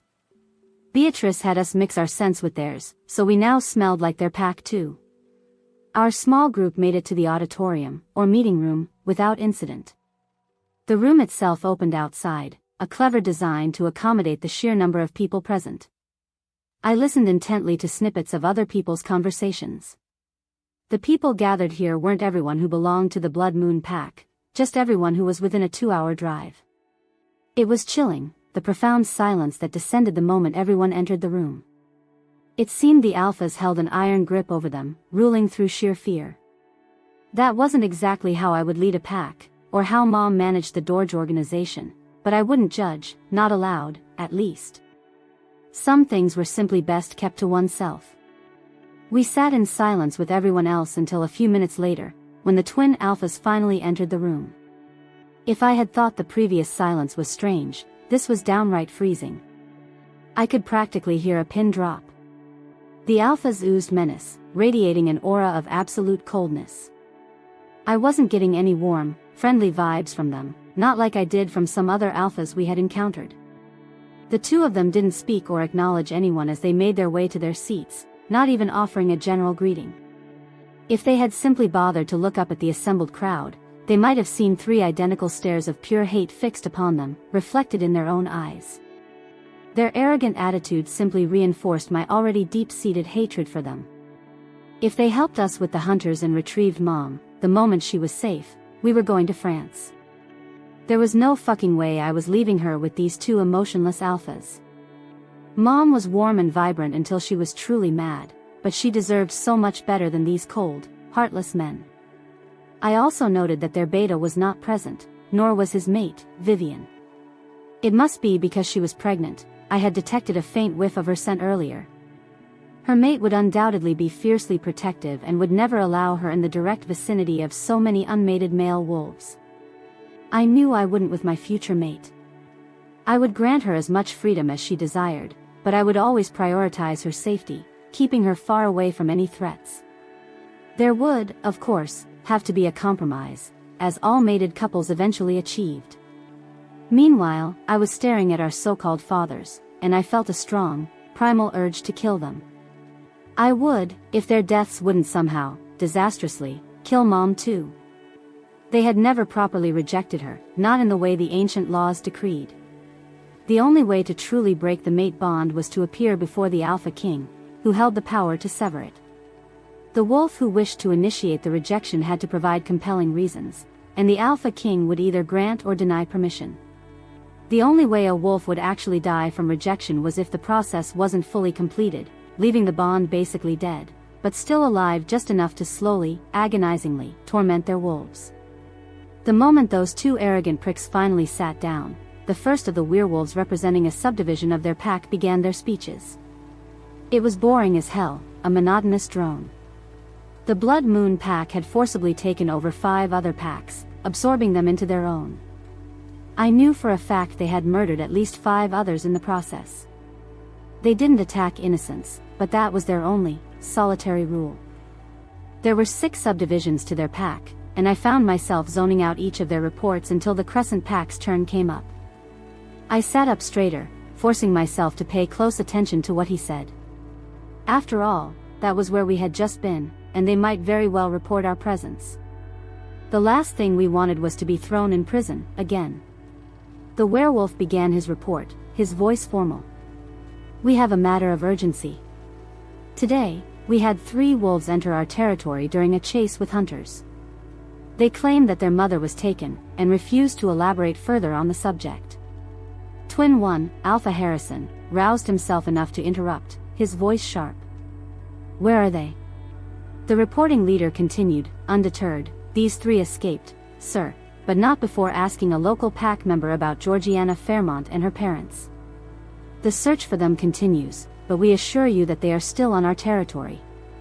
They would never have made it past the border. In one synchronized bound, the twins were across the room, pinning the speaker against the wall, their voices a low, guttural growl of threat. Find out more. It must have been a common occurrence, because no one else in their pack even batted an eye. The speaker, his face pale with anxiety, nodded frantically and was released. He backed away from the twins slowly, and everyone else returned to their seats as if nothing out of the ordinary had happened. That was interesting. It seemed the twins knew that Georgiana Fairmont was their mate, which was quite strange because Mom had always claimed she never told them her name. Perhaps she did, and simply didn't remember, given how drunk she had been according to her own story. Mom had only told us about our fathers when we turned 12, because we shifted into our wolves so early. That's how we had figured out our fathers were alphas. The speaker for another subdivision then stood up. He had spoken before, so it was clearly a question this time. This man seemed to speak for the other subdivisions as well when he began, the other representatives, and I have had a question to ask of you for a while, alphas. It is about our future Luna, the twins growled, a deep, guttural sound of warning at the comment, and it made me feel a tiny bit happier, though not much. Hear me out, please, alphas. It has been a long time since your mate's untimely disappearance. It is safe to assume her dead. To survive, the Blood Moon pack needs a Luna. I was shaking with barely contained rage at the very idea of someone replacing our mother. I understood that we didn't want Mom to come here, but to hear them so casually dismissing our mother, declaring her dead, made me want to kill them with my bare hands. The worst part was that the twins were actually considering it, their faces thoughtful. I knew that Oliver was just as furious as I was. If they kept at this topic, Oliver and I might just shift in pure, unadulterated anger. Despite this, we maintained our composure. We had to, it wasn't the time to be caught. However, Isla, with her hood still firmly on, suddenly stood up and yelled, her voice cutting through the tension. Cowards. Rejecting your mate and then pretending she has just disappeared. You have no right to her with your shameful attitude. No other she-wolf could even hold a candle to your now ex-mate. Apparently, Isla had, in a spectacular fashion, lost her cool. For a single, agonizing second, everyone froze, then all hell broke loose. If you're still listening to this story up to this point, why don't you subscribe to this channel to continue getting impactful daily stories like this? We would be most grateful if you can do that to help boost this video to reach everyone. Thank you. Chapter 7. Isla Point of View. Once the representative finished his absurd little speech about the alphas needing a new mate, a wave of raw anger surged through me. It was, I knew, slightly hypocritical of me, given that we had no intention of actually giving Mom back to them, but I couldn't help myself. I saw red, a blinding crimson haze, and my wolf instinct surged forward, taking over. All she wanted, all she yearned for, was to defend her mother, to defend her pack. With no one capable of stopping me, least of all myself, I stood up, my voice tearing through the silent tension of the room, and yelled directly at the alphas. Cowards! Rejecting your mate and then pretending she has just disappeared. You have no right to her for your shameful attitude. No other she-wolf could ever hold a candle to your now ex-mate. For a single, agonizing second, everyone in the room froze, and then, as if a dam had burst, all hell broke loose. All the pack members who had been staring at us in stunned shock quickly scrambled out of the way of their enraged alphas, who seemed to be out for blood as they lunged directly for me. Henry and Oliver, anticipating the attack, moved with lightning speed, blocking their furious assault, pushing them back with surprising force. The alphas, our fathers, had clearly not expected such resistance, and they stumbled backward, momentarily off balance. Although this action saved me from their immediate fury, it knocked both of my brothers' hoods down, and in my own haste to avoid the charging alphas, mine too slipped off. There was a noticeable, collective pause in the room as everyone simultaneously realized that two identical pairs of twins were now staring at each other, one pair clearly younger.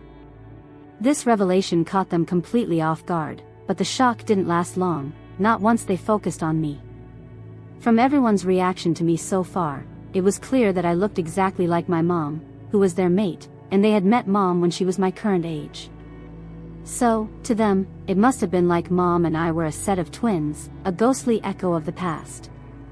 Their wolves even felt a profound connection to me, a connection they might have mistakenly believed was the powerful mate bond, but which was, in reality, the innate bond of a father to his pups.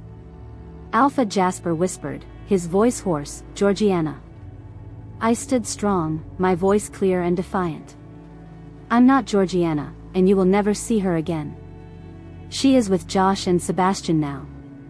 At this point, I no longer cared about riling them up. I would figure out something, anything, to get Mom back without their worthless help. My words, delivered with chilling precision, ignited another furious assault from them on Oliver and Henry. My brothers fought back, deflecting their attacks, but barely. It was then that I noticed, all the pack members were still in the room. They were all staring, transfixed, at the unfolding spectacle, a living audience to our desperate fight. For some inexplicable reason, that fact utterly infuriated me. So, I drew upon every ounce of my inherent alpha blood, and in a commanding, guttural alpha tone, I ordered, "Leave." Every single person in the room complied instantly, without a moment's thought or hesitation. I had instinctively drawn upon Oliver and Henry's combined alpha dominance to force them to obey without thinking, without questioning. I think it utterly shocked the twin alphas that their own pack had just listened to me. It was unnerving, to be an alpha and witness such a blatant display of your own pack's redirected loyalty. For whatever reason, their assault on my brothers suddenly ceased. Of course, I just had to run my mouth off again. "You rejected your mate. You don't deserve her, and I will personally make sure that Mom doesn't ever come back here. She is in danger and might die. And you useless asses are here acting all high and mighty." I clapped my hand over my mouth, the words escaping before I could stop them. I had just called their mate, my mother. Alpha Harrison asked, his voice low, "Mom?" And Alpha Jasper echoed, his tone thick with questioning emotion, "Danger?" Both alphas simultaneously began to shift into their primal wolf forms, their bodies rippling with raw power. Oliver cursed, a sharp, urgent sound. Shit! I knew instantly what that meant. Oliver and Henry could not hold them off in their full wolf forms. We needed a backup plan, and fast. Beatrice and William were long gone, having vanished the moment the chaos erupted. Henry, however, suddenly had an idea. "Run. Follow Vivian's scent, she'll help us." Henry ordered through our mind link, his voice clear and concise amidst the roaring of the alphas. We obeyed without question, because no one else had a better idea. The three of us spun around and burst through the door, slamming it shut behind us, hoping to buy ourselves a few precious seconds to slow the twin alphas down. Henry, with his superior tracking instincts, had already pinpointed Vivian's scent and was leading us directly to it. I could tell she was alone because I could smell that her beta and mate was in the kitchen, his scent leading away from her door. We burst into her room, where a heavily pregnant Vivian stood, her eyes wide with surprise. I went in first, knowing that since I looked so much like Mom, it might help convince her to help us. When she saw me, she dropped the glass of water she was holding, and a soft whisper escaped her lips. "Georgiana?" I shook my head, my voice urgent. Not Georgiana, her daughter. I could really use some help with the alphas. I knew Vivian could clearly hear the rampaging alphas right behind us, their furious growls growing louder by the second. I let Oliver and Henry into the room as well, ensuring they were safely behind me. Vivian, with remarkable composure despite her advanced pregnancy, quickly took control of the escalating situation.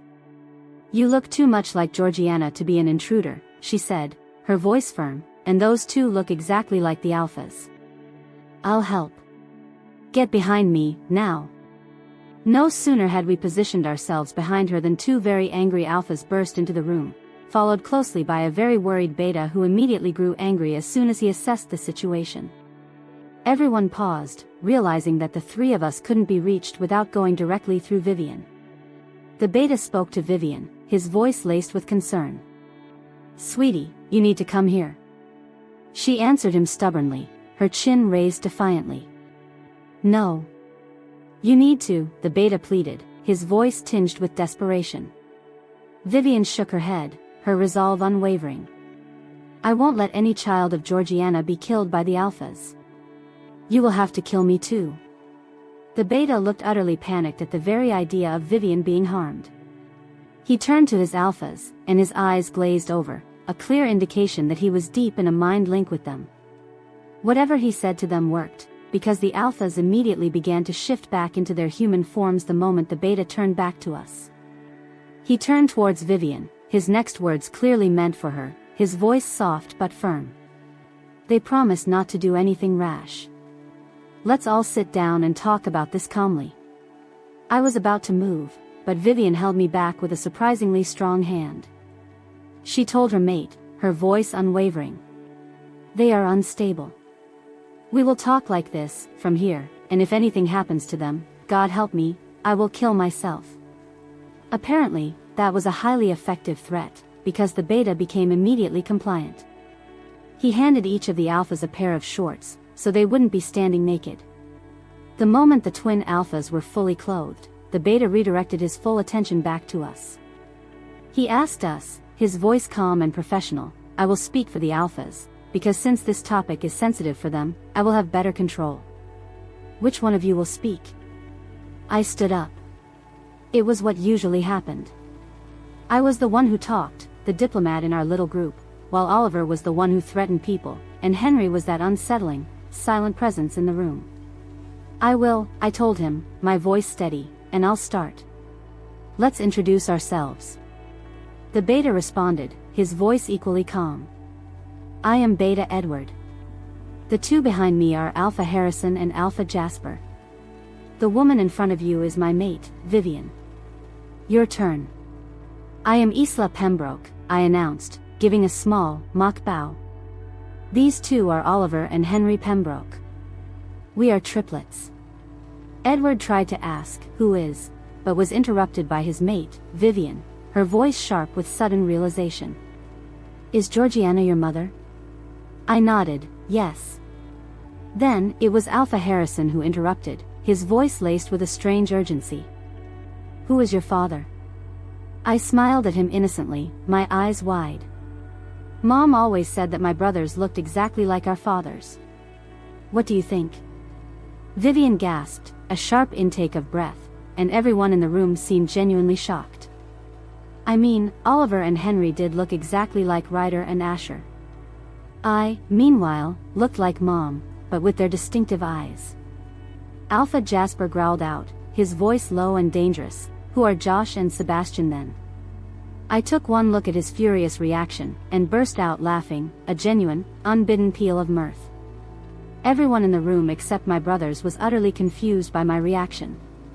The alphas actually thought Mom was with Josh and Sebastian Tion.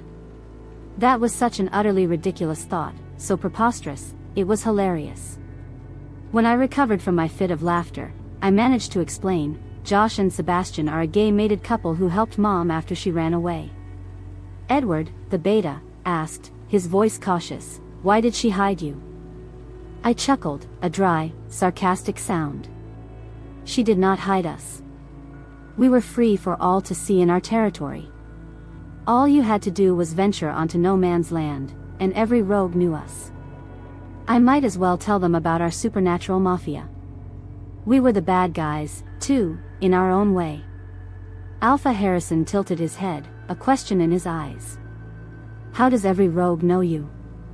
We are the heads of the Dorge Organization, I answered them, giving another small, mock bow. It was a very bad name, a rather innocuous one, but no one suspected us of anything notorious, not with a name like that. Vivian and Edward gasped, a synchronicity of recognition and shock, while the alphas still seemed utterly confused. Edward, noticing their blank expressions, patiently explained, in the last 10 years, there was this new organization that accepted any rogue into their ranks, as long as they weren't completely insane.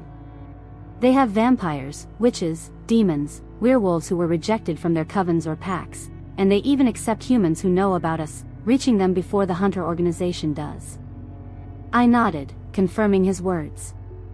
That is us. Josh, Sebastian, and Mom set up the company in the first 6 years of her disappearance. Their primary goal was to help those who had no packs, no place to belong. To humans, we are a simple mafia.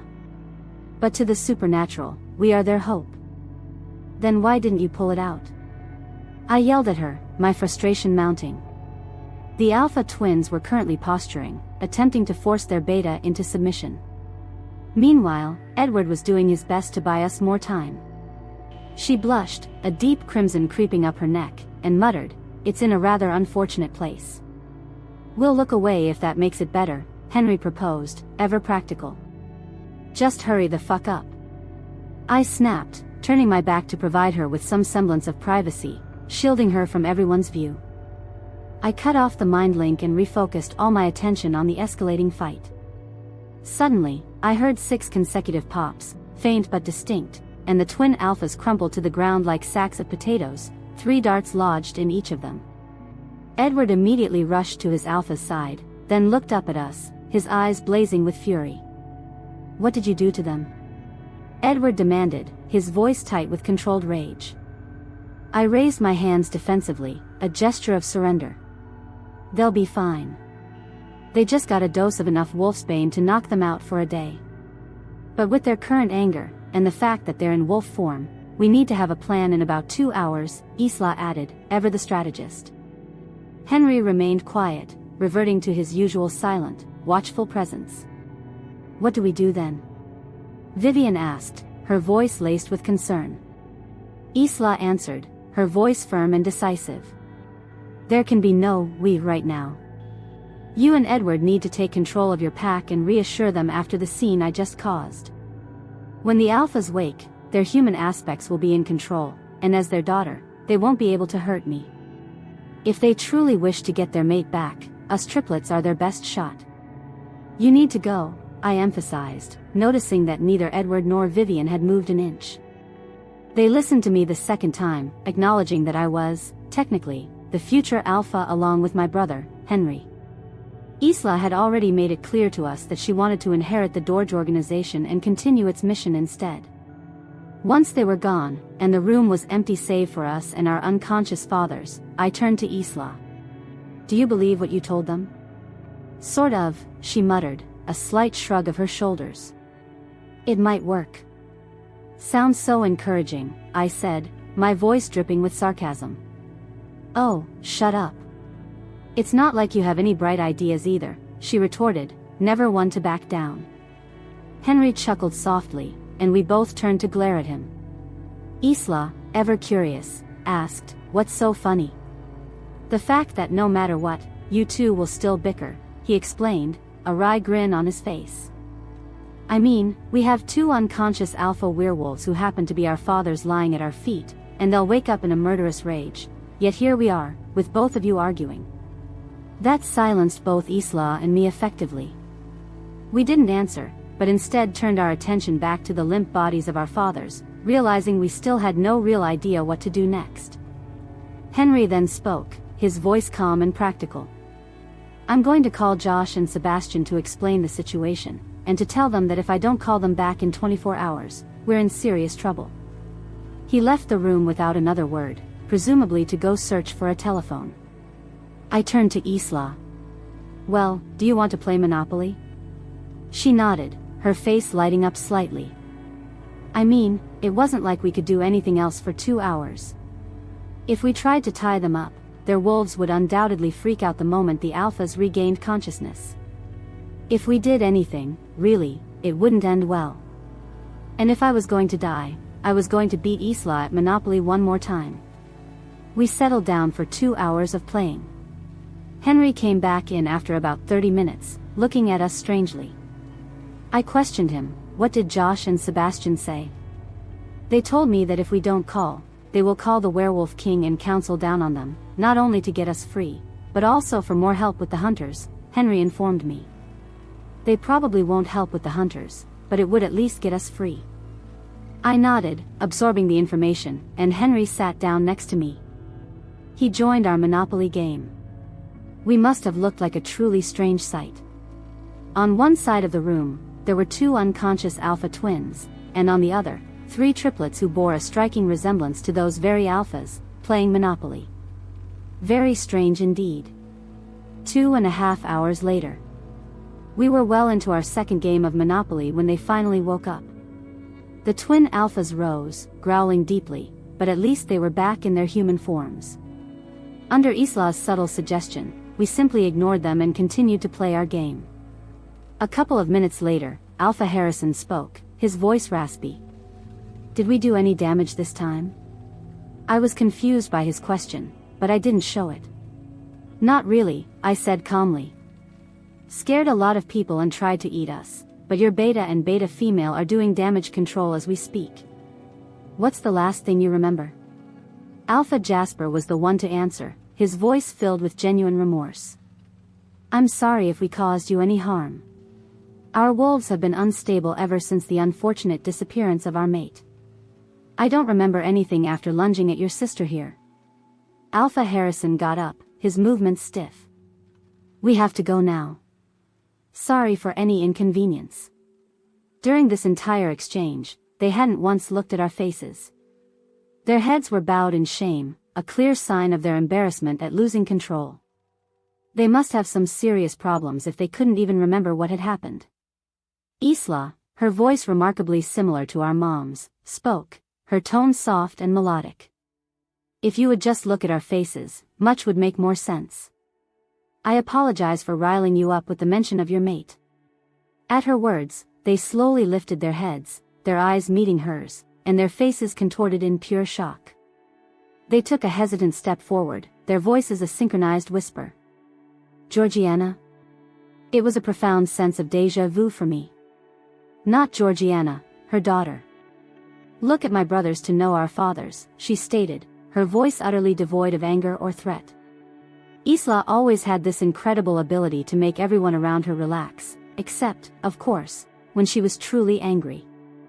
I could see the exact moment when the realization that they were our fathers slammed into them. Their faces went utterly blank, and then, as if struck by an invisible force, they collapsed from the sheer shock of it all. I decided that this moment was as good as any to finally tell them about Mom. "We are here because we were attacked in the forest.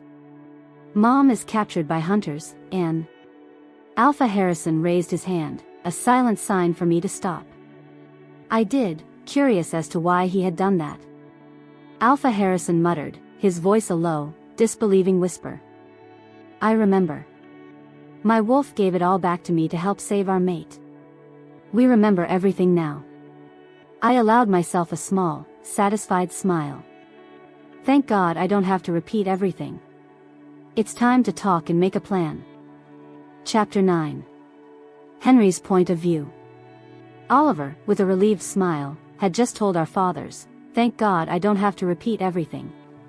It's time to talk and make a plan."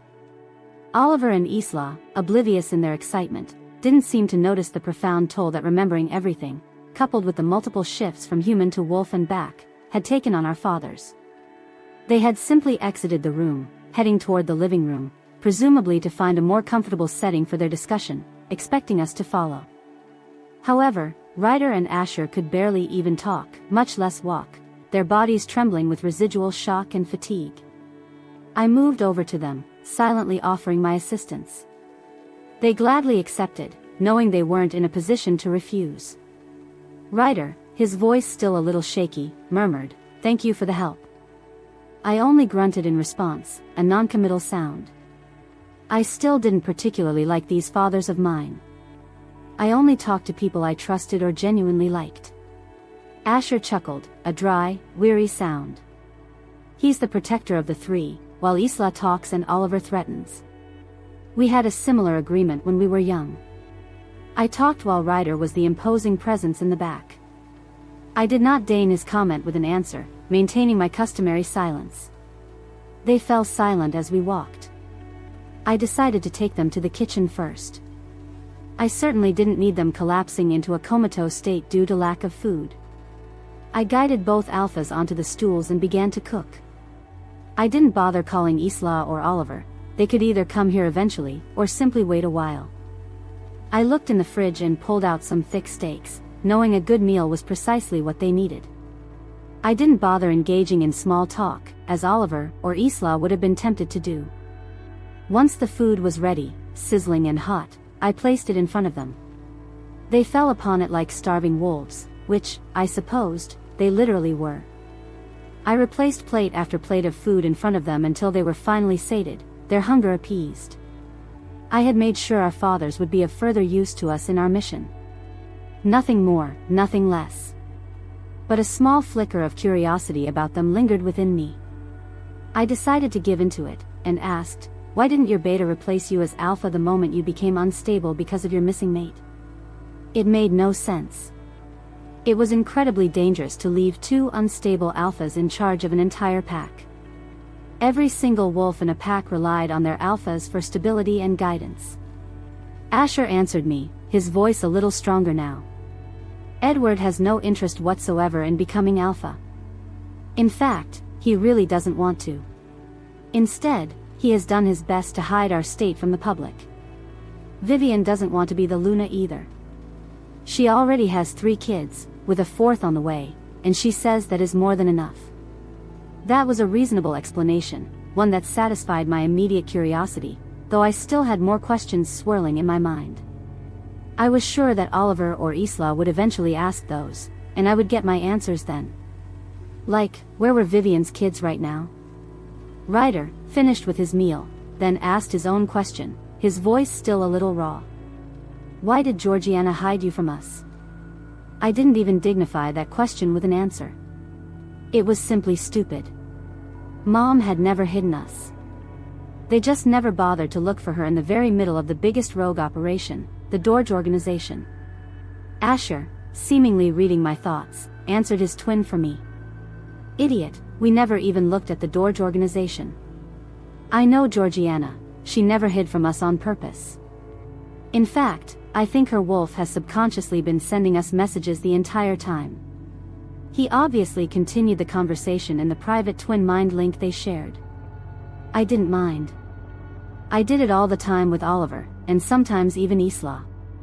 Speak of the devils, they were now coming into the kitchen, their footsteps approaching. Oliver, ever dramatic, made a scathing comment. "Eating without us?" I shot him a look, a clear indication that he was too thick-headed to have even perceived the weak state our fathers had been in. Isla, however, caught on first, and hit Oliver on the head with a gentle thwack. "You are such a doofus." The alphas were running critically low on energy and would have completely collapsed if we had tried to talk first. God, this is why Henry is my favorite twin. "Hey, I thought you didn't have favorites," whined Oliver, a mock affront on his face. Isla looked at him, completely unimpressed. "I do now." Alpha Harrison and Asher watched this scene unfold with amused faces. I could see flashes of myself in them right then, the familiar dynamic of our own trio mirrored in theirs. The two of them finally sat down on the other two stools at the counter. I commented dryly, "Took you long enough to come here?" "Well, I didn't see you coming to tell us," Oliver retorted, ever quick with a comeback. I shot back, "Use your senses. It was obvious that we weren't following you." Isla placed a calming hand on Oliver's arm. "It's not worth it, Oliver. Henry always wins this one." Oliver looked playfully upset, and glared at me playfully. This was the usual dynamic of our interactions. Ryder cleared his throat, a discreet reminder for us to stay on topic. Asher then spoke, his voice serious now. "So, what more can you tell us about the hunters?" Oliver and Isla both looked at me, knowing that I was the one who kept track of them most of the time within the organization. I stood up, taking on the responsibility. "These hunters are the main group. The others you typically encounter are mere splinter groups off of this one. Mom was most likely brought to their main base, which is located about an 8-hour drive from the territory claimed by the Dorge Organization. We generally don't bother them, and they, in turn, don't bother us. It is, however, extremely worrisome that they were so close to us, and to your territory. Anyway, Josh and Sebastian most likely already have the layout to their main base, and have confirmation for Mom's exact location." I sat back down. The original, long-term plan was for the three of us to inherit the organization. More recently, Mom had to provide Oliver and me with extra training for our alpha abilities, as it became abundantly clear that we would eventually be drawn back to our pack, to which we were the rightful heirs. Isla, meanwhile, received extra training to be the sole inheritor and leader of the organization. Isla picked up where I left off, continuing the conversation. I already knew what she was going to say. We both would treat the situation with the exact same urgent gravity. I was deeply worried about Mom. It had been about 8 to 10 hours since her capture. These particular hunters had a dark reputation for killing their captives within a day of being caught. There would undoubtedly be intense torturing sessions before that. I had seen those who had escaped their grasp, and the results were never pretty. The women were subjected to brutal rape and torture. The men were emasculated and tortured as well. I was honestly terrified for my mom. I had already instructed our regular mafia contacts to get in touch with the hunters and negotiate a price for Mom, acting as if she had personally crossed one of them, and they simply wanted a personal vengeance. I had made sure to explicitly state that we wanted her unharmed, not a single scratch. The negotiations were ongoing, but they would most likely fall through. Either way, we would attack them before they could carry out their ultimate, gruesome plan. I could still feel that Mom was alive, a faint but persistent awareness, through our weird family/pack link. I decided that their prolonged discussion of the risks had gone on long enough. The Alphas now had enough information to either decide to help us, or not. I stood up, my voice firm and direct. "Will you help us rescue our mother, your mate?" Alpha Jasper and Ryder shared a look, a brief, intense moment during which it was obvious they were mind-linking. Then, Ryder answered, his voice decisive. "Of course, we will help you rescue Georgiana. We have some conditions, though. When we first met, Isla told us that you would rescue your mother and then hide her from us. We only wish to be given 1 week after Georgiana has fully recovered, to see if she is still willing to have us. And we wish to make you and Oliver our heirs, regardless of Georgiana's decision." I told him, my voice equally firm. "If our mother is rescued, it will be entirely up to her if she wants you or not. I will make sure that she is reachable for 1 week once she has recovered from her injuries. After that, if Mom wants, I will make her disappear." The Alphas growled, a low, ominous sound at the suggestion that they might never see their mate again. "Oliver and I will be the future Alphas of this pack, no matter what, and Isla will inherit the Dorge Organization." We all agreed to these terms.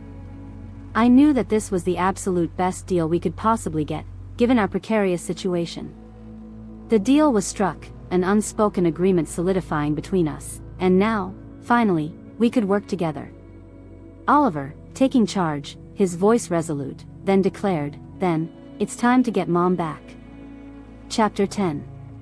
Isla's point of view. To truly hatch a foolproof plan to get Mom back, we desperately needed every ally we could muster. Our fathers could undoubtedly provide us with formidable warriors from their pack, but we still needed to loop in Josh and Sebastian. They'd been tirelessly scouring for intel on the enemy's base, meticulously figuring out how to dismantle them. I addressed everyone in the room, my voice firm. We need to call Josh and Sebastian. We have to see what they know right now. Oliver and Henry both nodded in agreement. I'd smartly borrowed Vivian's phone, just in case. I pulled it out, and everyone, including our fathers, gave me a curious, sideways glance. Ryder, ever observant, couldn't resist asking, "Isn't that Vivian's phone?" "Yup," I replied, a hint of amusement in my tone. They didn't press for more details, thankfully. I quickly punched in Josh's number and put the call on speakerphone so everyone could hear. Ring. Ring. Ring. Finally, a familiar voice answered. "Hello, this is Callum Gray." "Who is this?" I spoke for all of us, my voice clear. "Hey, Josh. You're on speakerphone. Where's Sebastian?" "Here," Sebastian answered himself, his voice confirming his presence. "Good, now that we're all here, we can get down to business," I stated, cutting straight to the chase. "The Alphas have agreed to help, but on the condition that they get a week to reconnect with Mom. What information do you have for us?" Sebastian immediately launched into his report.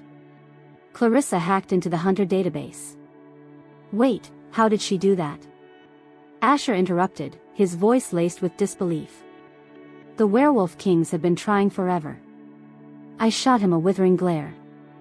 "The Dorge Organization is far better supplied than the Werewolf Kings.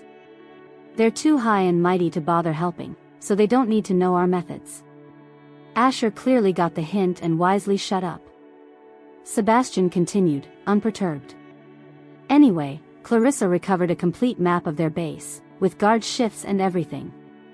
Once she managed to get past the original firewall, nothing else was protected.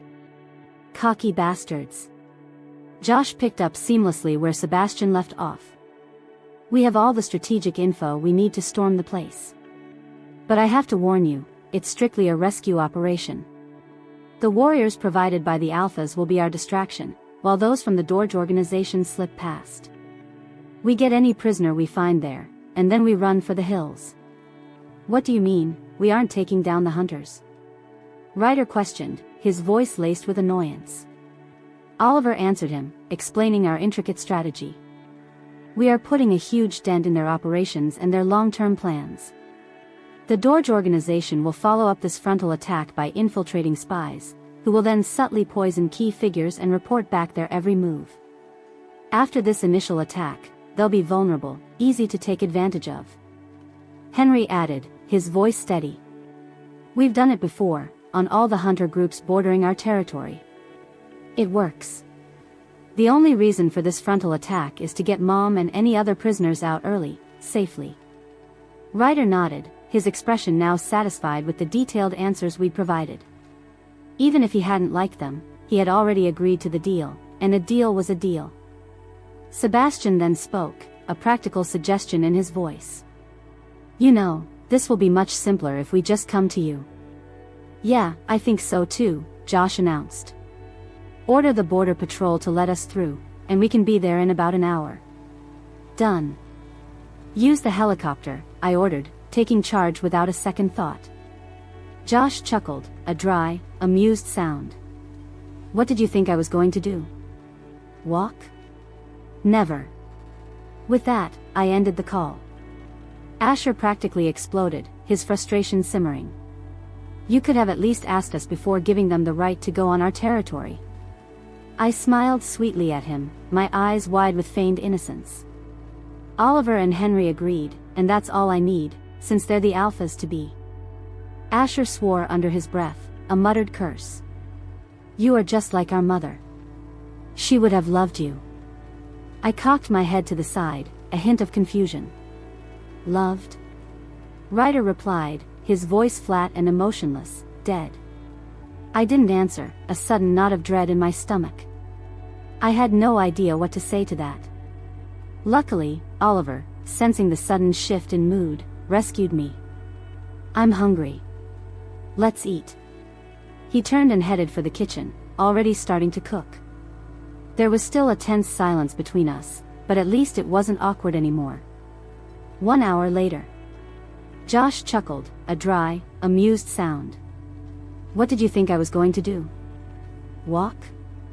Never." With that, I ended the call. Asher practically exploded, his frustration simmering. "You could have at least asked us before giving them the right to go on our territory." I smiled sweetly at him, my eyes wide with feigned innocence. Oliver and Henry agreed, and that's all I need, since they're the alphas to be. Asher swore under his breath, a muttered curse. "You are just like our mother. She would have loved you." I cocked my head to the side, a hint of confusion. "Loved?" Ryder replied, his voice flat and emotionless, dead. I didn't answer, a sudden knot of dread in my stomach. I had no idea what to say to that. Luckily, Oliver, sensing the sudden shift in mood, rescued me. "I'm hungry. Let's eat." He turned and headed for the kitchen, already starting to cook.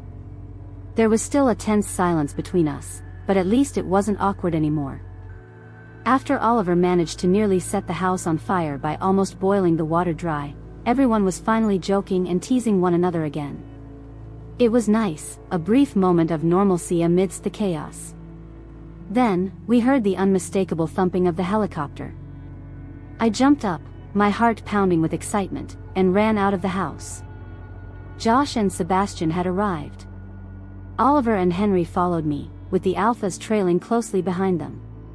The alphas had a helicopter pad located right on top of their house, a convenient luxury.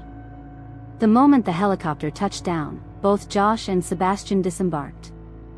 I practically launched myself into Josh's arms, squealing like a little girl. "Joshy!" Behind me, I heard 2 low growls, my fathers. But why were they growling? He wasn't my mate, or Mom's mate. Josh gave me a quick hug, then gently set me back down. I turned back towards my fathers. Oliver and Henry were standing protectively next to them. I burst out laughing at the sight, a genuine, unbidden peal of mirth. Oliver, looking confused, asked, "Why are you laughing?" "It's just that, with our fathers and you side by side, I'm surprised no one told us how incredibly identical you all are," I replied, still chuckling. Oliver grinned at me, and, surprisingly, so did the alphas. I then made the formal introductions. "Ryder, Asher, meet Josh and Sebastian. Josh, Sebastian, meet Alpha Harrison and Alpha Jasper."